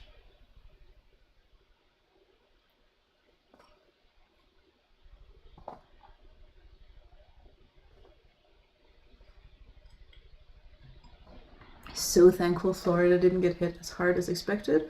Very much so. I mean, when you have a 1 in 100 years, what was it, fourth biggest hurricane ever measured coming around, it's really, really scary. So anything less than what was expected is absolutely something to be grateful for, that people can be. I mean, we still have devastation and awfulness and people losing their homes, but less than expected is still better than what could have happened. So hopefully people are staying as safe as they can be given the circumstances. One thing I've noticed with IKEA North America, Mexico, is the reason product names makes no sense. It's not Swedish for sure. Yeah, that is interesting. I've noticed that too, that some of the names don't make, I mean, usually I can see the name and be like, yeah, that is a Swedish name or a Norwegian name or Danish name. And then now they are changing that. They shouldn't be running out, but maybe it's easier for people to pronounce. I don't know. But yeah, I've noticed that some of the names have been changing as well. Need to do some laundry. We'll be back in a bit. I hope you are having a good time and get that laundry done. I will be hanging out for a little while longer and then shall be experimenting. The setup is still not quite where I want it, but I think it is getting better each time, which is the important bit. I am very much enjoying being able to just pull my desk from one side of the office to another so that I don't have to reset up everything on my rickety old ironing board, which we was doing at the old place, and that seemed very risky. Just lost thread, chicken. Oh no! Need to attach thread at a very difficult place on my needle lace. Oh no, that does sound challenging. I remember trying to do that with tatting and it was never a easy task, so I hope you managed that well. What are you knitting today? Well, I felt like I should have been working on my shawl, but it was very white and very I don't know, not very autumny colors, so I wanted to cast on something new. So I found some plant dyed yarn. This was plant dyed by a friend of mine, and they gave it to me as a thank you gift for making their partner a pair of needle bound socks. And they gave me 4 cakes of plant dyed yarn. This is the one dyed with madder, for those that are, you know, familiar with the gorgeous reddish rusty hues of madder. This is a madder round, so very nice and autumny and warm.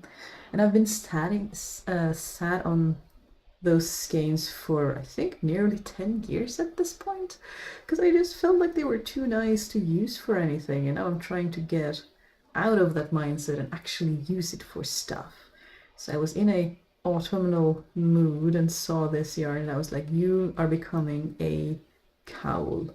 You know, just a straight knit, you know, a tube that you just pull on over your head and it keeps your neck nice and warm. I'm just doing the rib knit at the moment, you know, the beginning. I like to do a rib knit bottom and top because I thought we needed a nice cozy autumnal project for nice cozy autumnal season.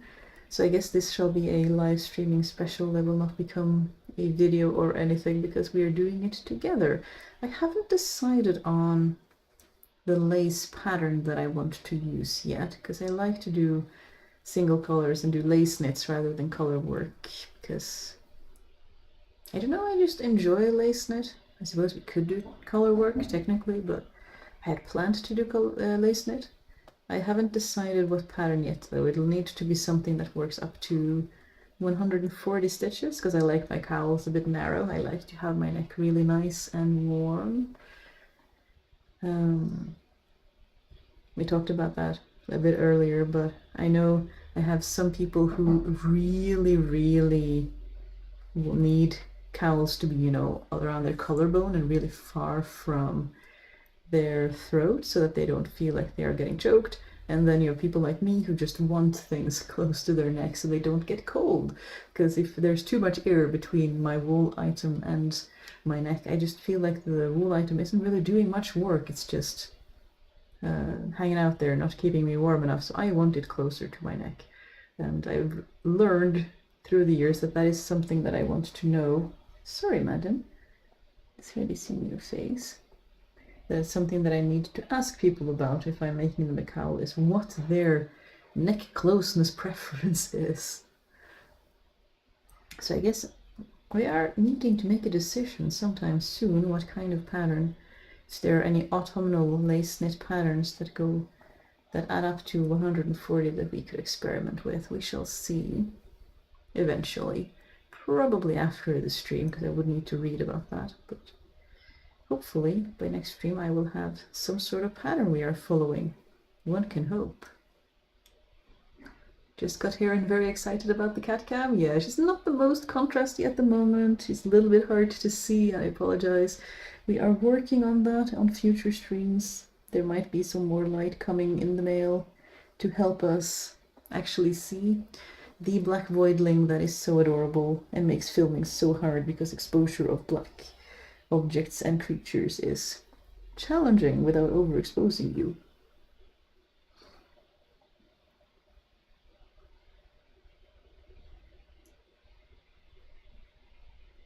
Last time I played thread chicken, I forgot I was using synthetic and not wool, and ended up needing to tie a knot in the middle of a row instead of being able to spit splice. Oh no, that is not the best. Oof. Yeah. I do that when I'm needle binding all the time, where I will need to spit splice and I forget because I'm enjoying, having short enough thread that stitches go quite fast, and by the time I realize you should extend your thread, I have just this tiny bit left and I'm like, I did it again.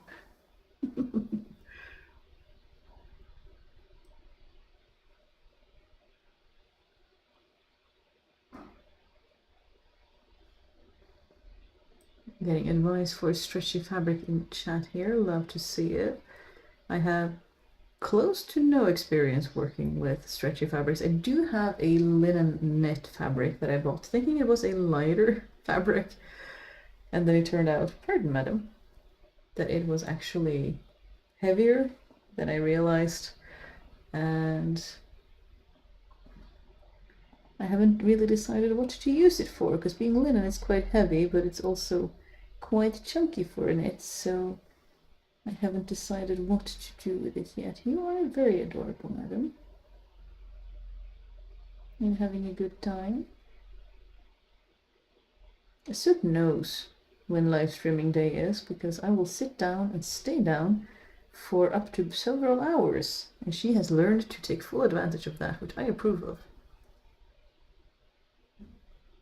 Going to go cook? Well, good luck with the cooking. Hope you have a good time.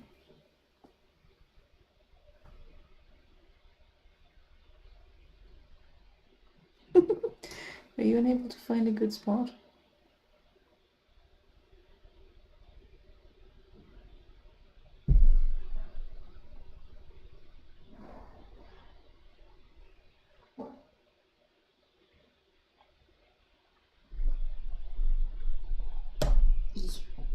There she is, my beautiful girl.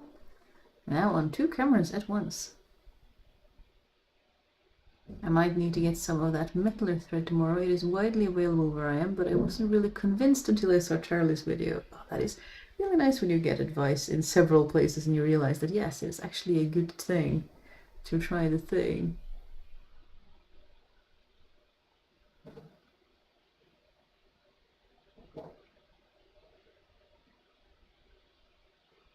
I know why I love a vintage machine. It is such a better experience sewing with them. I do really like my hand crank machine. It is a very nice experience for me, and I'm generally quite patient. I should say slow perhaps. I'm quite a slow crafter. I don't work the fastest, so for me that it is slower and only has strip stitch is not a big inconvenience. There she is.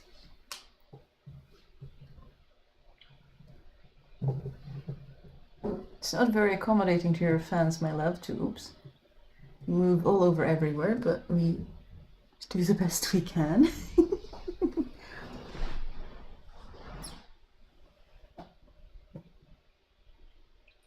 Yeah, I really like my Husqvarna machine, my hand crank. Like, it's easy to maintain her because she's fairly like understandable in terms of how she works, what she's doing, what part needs to get oiled once you've gotten the hang of it. And I mean, I had a instruction manual to start with. My vintage machines are actually my fast ones. Interesting. That is really fun. And yeah, I only have a slow hand crank, and I have friends who sew Viking tents and things like that, and they will go really fast on really long straight stitch sessions and get things done and repair things. So it's really quite fun to watch. And mine is very slow by comparison, but I do enjoy my slow projects. I have to say,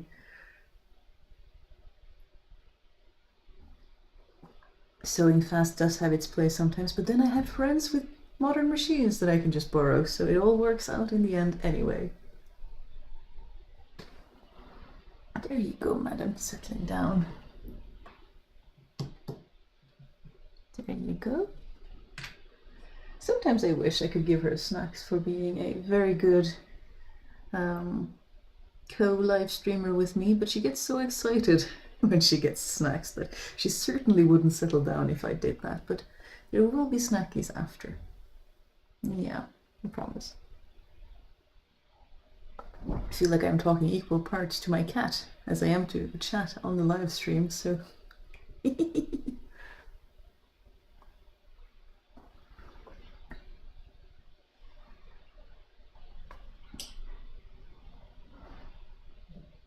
let's see. Was it the thread that was disturbing you too much? I think it might be. Madam does not like being disturbed while she's having a nap.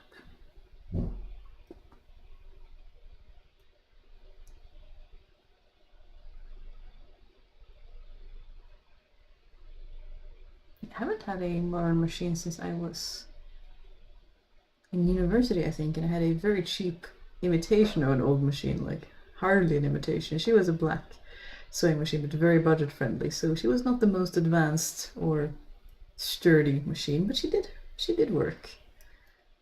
And I haven't had one since a modern one since then. I just have my little hand crank machine, and she serves my needs very admirably. We'll love the cat talk as well. Well, I hope so. It's a very hard habit to get out of when you're used to doing it and the cat is right there. Though we will get some interesting commentary from some people, pardon, who are not used to people talking to their cats.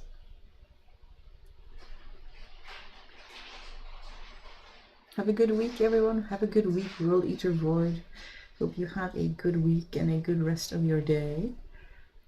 I bought an old brother machine that turned out to be from the mid-80s. It is so much better than the one I was replacing from 2010, but it has no buttonhole function and the tension is a bit stuck. It can be a bit challenging. I never got the buttonhole function to work on my machine, so I've just always done buttonholes by hand, but I understand that when you're doing a lot of them repeatedly, you really want that buttonhole function on your machine to actually function. But I've never actually used it, I have to admit. Not even the decorative stitches, like I used zigzag. I will admit I used zigzag when I had a modern machine, but it was mostly to zigzag the selvages before throwing things in the washing machine to wash before sewing with it. So it was more of a keeping the fabric from fraying more than using it for anything else. But I was very curious about historical inspired, historically adequate hand sewing and things like that even then, but we are no strangers to modern electrical machines. Everyone just has different preferences.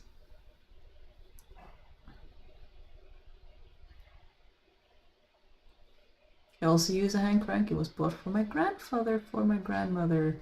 Oh, that is so sweet that you still have that. I even have the certificate of purchase. Oh, that is so sweet. That is such a good memory. I don't have any of my grandmother's old sewing machines. She had an electrical one that came, inside a table that was always living in the kitchen. And after grandfather passed away, she bought a second one because she thought the one in the table could use a companion, a friend. So she bought a second one and placed it on top of the, machine that was inside out inside the table. If you've seen those, and then there was a second machine on top, so that they were two machines hanging out in her kitchen being friends. She used to work for a company called Helly Hansen, which makes rain gear in Norway. They still do today.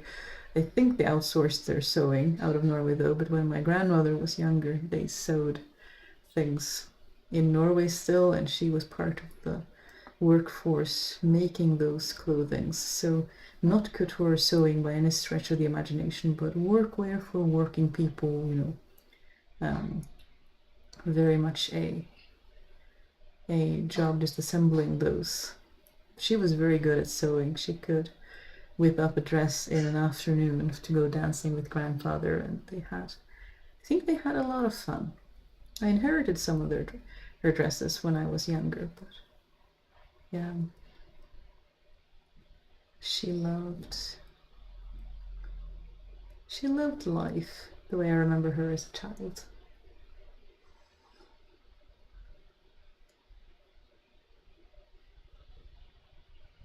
You can make a buttonhole with a zigzag stitch, as in wide, thin left, wide, thin right. That is true, you could, so long as it doesn't have very much going forward. That is very true. There are many ways to make buttonholes work. You are more connected to the project, at least that's what I feel. I don't know. I think people have different ways of doing things. And when that is your preference, it's very nice to be able to do that preference. I know people who will machine stitch their Viking Age reenactment gear and then hand sew like the felling to make it look hand sewn, because they don't have the hand muscle or have like pains and cramps, so they reduce the amount of hand sewing as much as possible, and that is also completely valid. Also, just not liking to sew and wanting it to be over with as fast as possible is all completely valid. Having, more of a time crunch that doesn't allow you to, or if you just don't enjoy hand sewing or slow sewing. So I really enjoy my hand crank. I love her. I love working with beautiful tools. That makes me feel a lot of joy when I have, artfully crafted good tools to work with. And also I'm quite sensitive to sound. Like one of the reasons I will pull out my long-handled broom to go over the floors rather than the vacuum is if I'm like, oh, I don't want all that noise right now and pulling that heavy thing behind me. So then I will grab the long-handled broom instead, because it's quiet, and often it takes the same amount of time. Sometimes the long-handled broom is faster. You just sweep it all up in the middle of the room, and then you get the smaller dustpan to sweep it up. And I have a lot of accommodations like that. So I think the reason I prefer the hand crank is a little bit similar. Like, yes, I love the aesthetic, but also she's quiet. Same with hand sewing. A lot of the time, I just want to sit in the quiet and enjoy the quiet.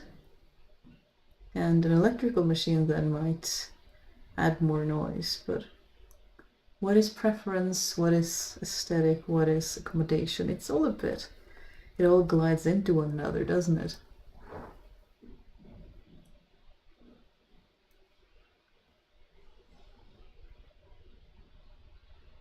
I have taken a hand crank on holiday to stitch in the sun without the need for power. Oh, that sounds lovely.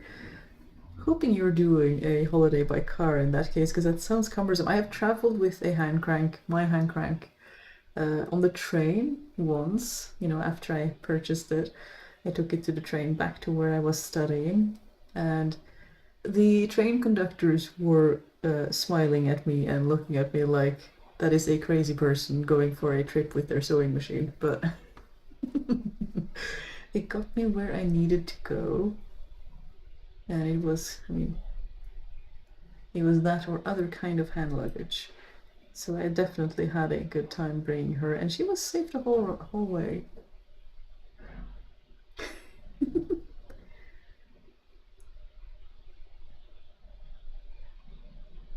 Madam, what are you up to?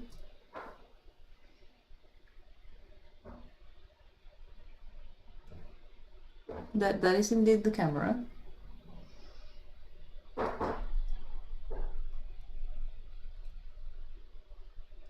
It was by car, quite close to where we live. Yeah, that would be easier. Like, I'm just so used to commuting, you know, by public transit that I sometimes have to remind myself that cars are a thing.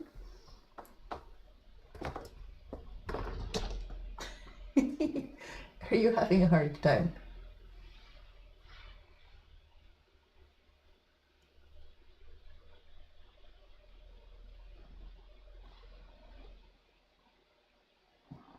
Are you gonna hang out over there instead?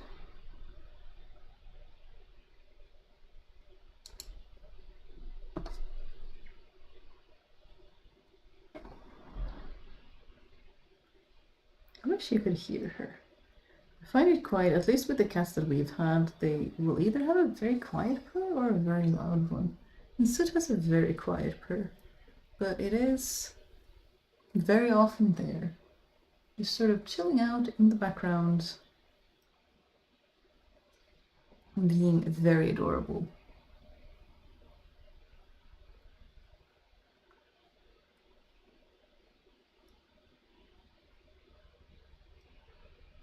Now we have to make a decision whether we are making a color work cowl or a lace knit one. Oh, you're after the snacks. Is that what you want? I see. Yeah, I know they're over there. Yeah, they're in that jar, you're quite right. Madam too clever for her own good. Should we reward tenacity? Not really, but is this what you want?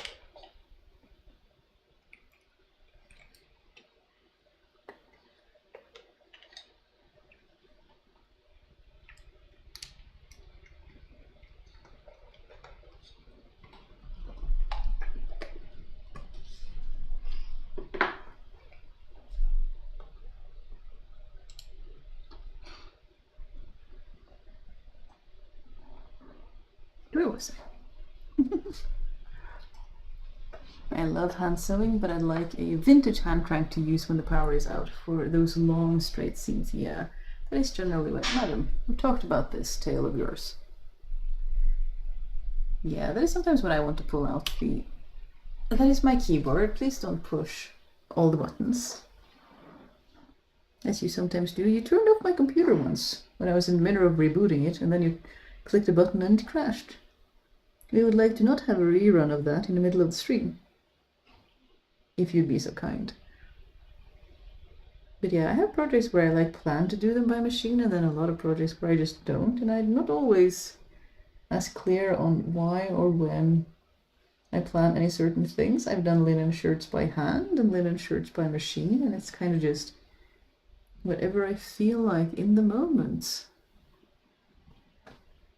Just look at how this madam is lying, just chilling out, at least for the moment. She'll grow tired of lying on her back quite soon, but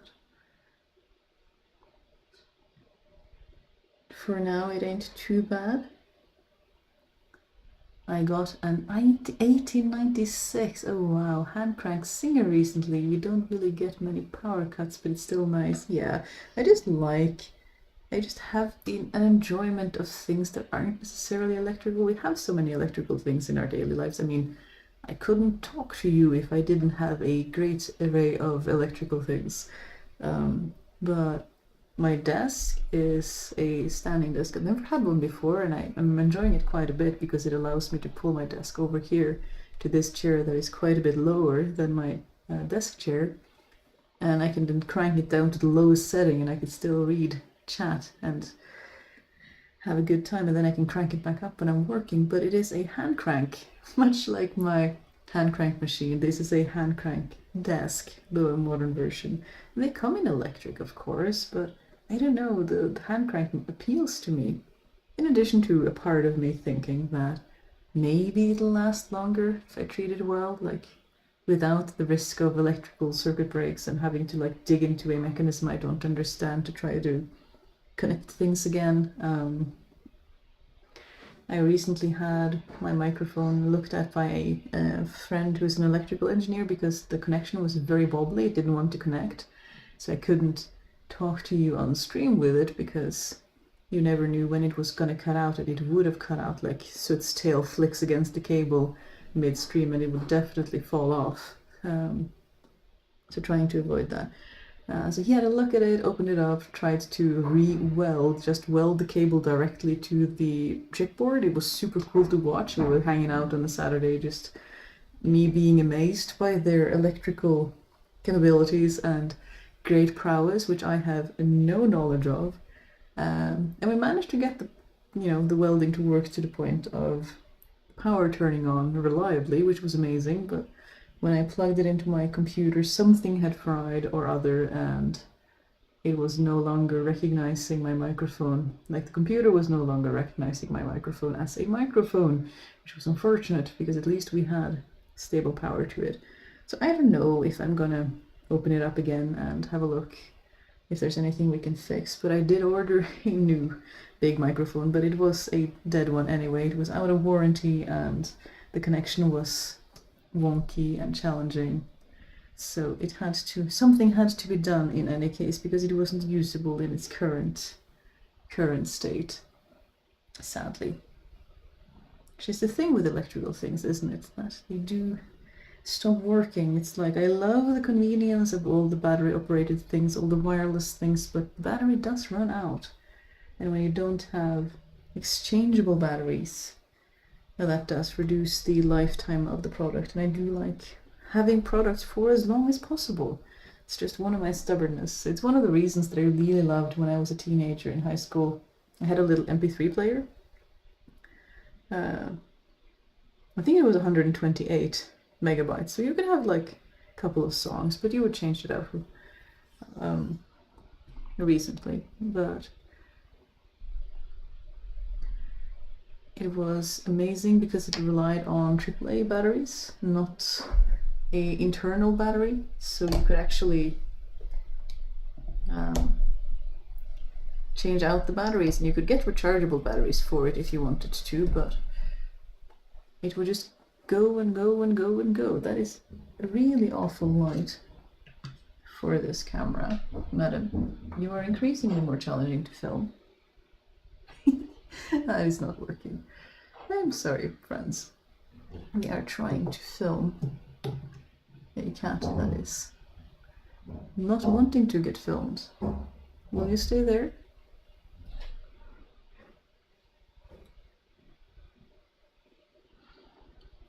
But yeah, that player would just keep going and going and going and going because the battery didn't get worn out. And all my friends with much more expensive iPods, of course, they lost their appeal because as time went by, that internal battery would get worse and worse and worse and worse. And it's so convenient. I love the convenience of just plugging it in, but it's also a bit frustrating to see otherwise excellent equipment getting tossed away simply because the battery stopped cooperating. So we do have multiple battery operated things, but I try to reduce it when I can, or when I feel like that is a feasible option.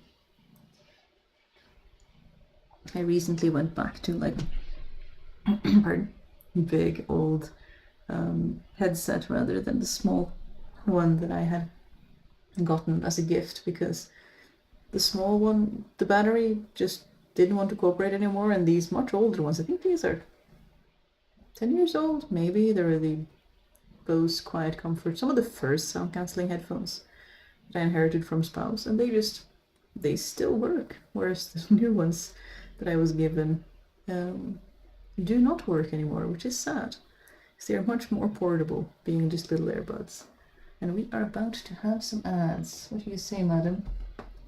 This is not a scratching post. We've talked about this. Is it because the ghost is there that you can't jump up as usual, huh? It is, isn't it? Oh yes, ads. Did I remember to mention that? But we shall have a small hydration break.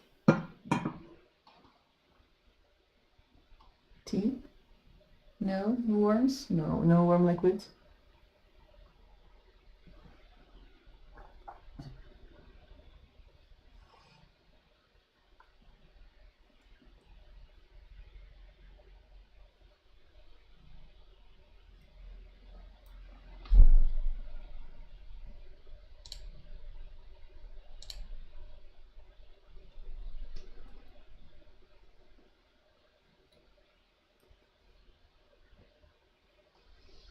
I feel like this is an excellent addition to the office cozy autumn decor. A little gargoyle hanging out on my chair.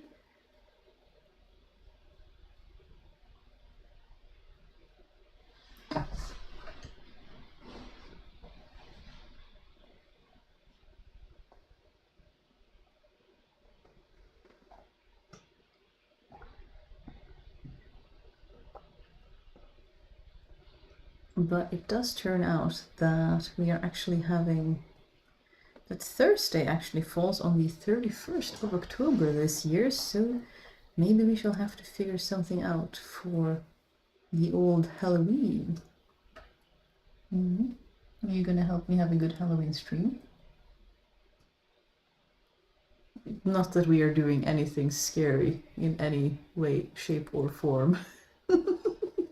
I don't do scary. I do not like scary, but I do like the cozy spooky vibes, you know, the cute little ghosts and the cute little bats and that kind of thing. But I am not fond of being scared, so I don't do that to my viewers either. To go as well, have a nice evening. I hope you have a very good evening. Catpaw just enjoying the black cat content. When we had cats, one of them loved tea and the other hated it. Smokey would beg for some and her brother would come running over to get whatever treat she was having. He always looked so betrayed when it turned out to be tea. We have the same actually, though not with tea, because this little gargoyle over here is also nicknamed our little fruit bat because she loves fruit. In summer especially, when you know the fruit season is upon us, she will get small amounts of watermelon is her favorite. That was where it all started. We offered her some to sniff and were very surprised when she enjoyed it immensely and wanted more. But she also gets, you know, a slice, you know, if you cut the tops of strawberries, she gets a little bit of that. She gets honeydew melon. Like, we've tried various kinds of fruit and I'm always surprised at what she loves, but I also really love watermelon, so I feel like one of the big treats for me in summer is to splurge on buying watermelon and then enjoying it immensely along with the cats, just having a small slice here and there. But Embla, our youngest, who is very bonded to Spouse and doesn't show up that much in the live stream because of that, is not a fruit bat whatsoever. So whenever Soot is enjoying a piece of watermelon, she will see it come running over, meowing to get the other snack that Soot is having, because usually when they get snacks, they always get, you know, the same amounts, so they don't get jealous or anything. So if one cat gets a snack, the other one gets it too if they see that the cat is getting a snack. But whenever she runs over, she will sniff the watermelon, and then she has that visible, like, cat just goes yee faces where she's just like, what are you eating? It's hilarious. And somehow she doesn't learn. She'll run over every time and be like, what are you having? What is the snack? And then visibly recoil when I try to offer her some of the watermelon that Soot is enjoying. So that's why she's the fruit bat. Because she loves a good piece of watermelon, don't you, baby? Season is over now, though. You have to wait until summer.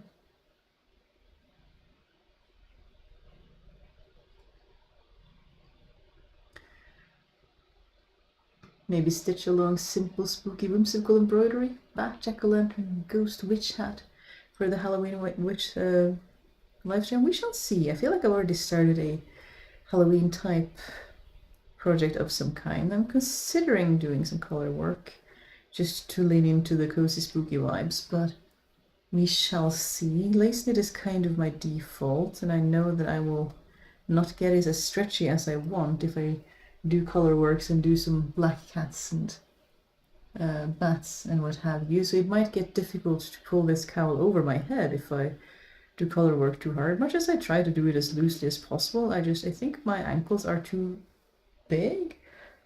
And whenever I try to do color work socks, they're very difficult to get on my feet, and I never have that problem with other garments. It might just be that I have a hard time accommodating them to my feet. It's who knows.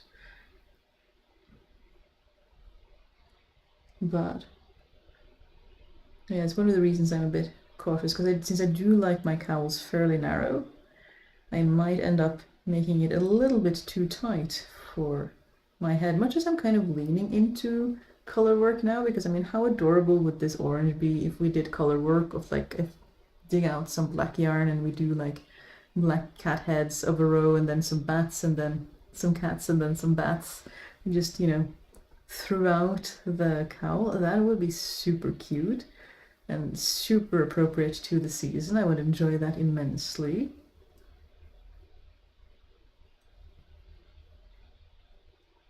Immortalized on a cowl, wouldn't that be nice?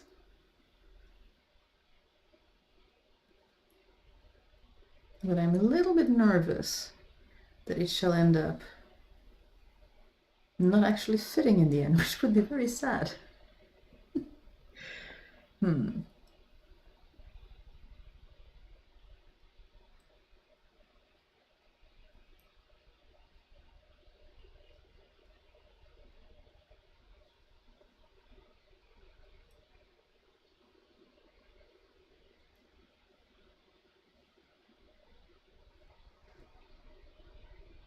You're falling asleep, aren't you?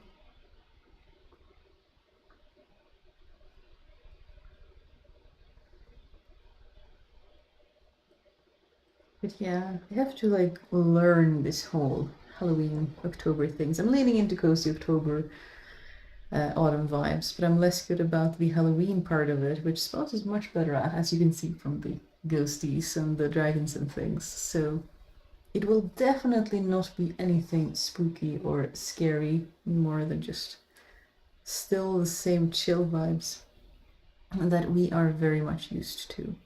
So if that is a worry that you have no fear. That is not something I'm very good at either.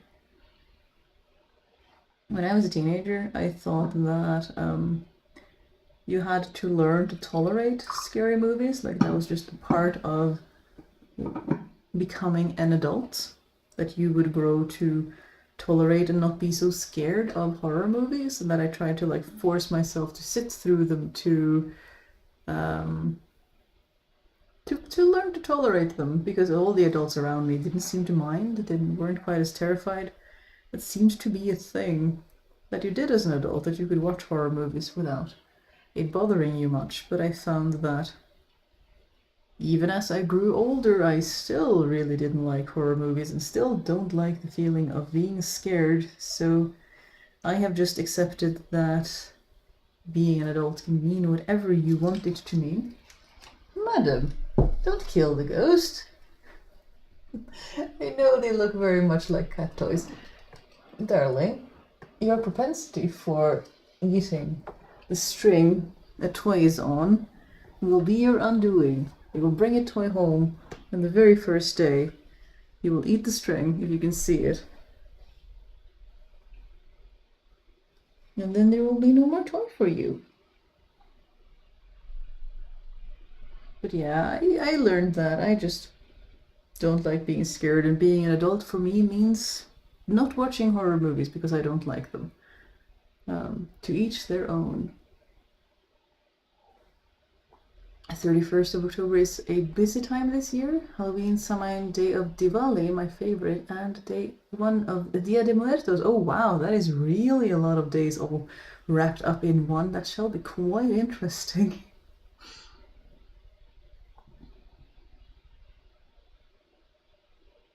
I did not follow the pattern, so now I have to figure out how to turn the sleeves inside out before I stitch them, and my head can't seem to get around it.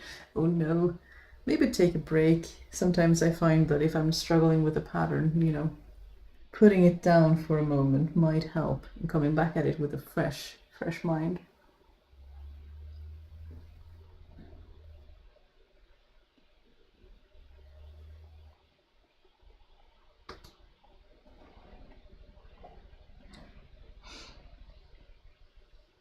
This wasn't so bad either. But I think this madam wants there to be some playtime, so I think we shall be wrapping up for today. This has been very cozy. I hope you're having an excellent rest of your evening, rest of your day, all of the things. And everything notwithstanding, I hope I shall see you again next week, if that is something you are interested in. Again, if you're new here, I try to do live streams on Thursdays, 6 p.m. Norway time to around now 8 p.m. Norway time. Sometimes I get migraines, so sometimes I have to cancel on pretty short notice, and I try to announce that in the Discord. So if you want announcement on what I'm up to, that is generally where you find it. It's where I try to keep everyone updated so that people know what to expect. But other than that, I am snuggling a very cute little voidling who is a little bit impatient and kind of wants to play, so let us see what we get up to. But I hope you are staying safe and having a good October, and perhaps I shall see you again soon. Bye!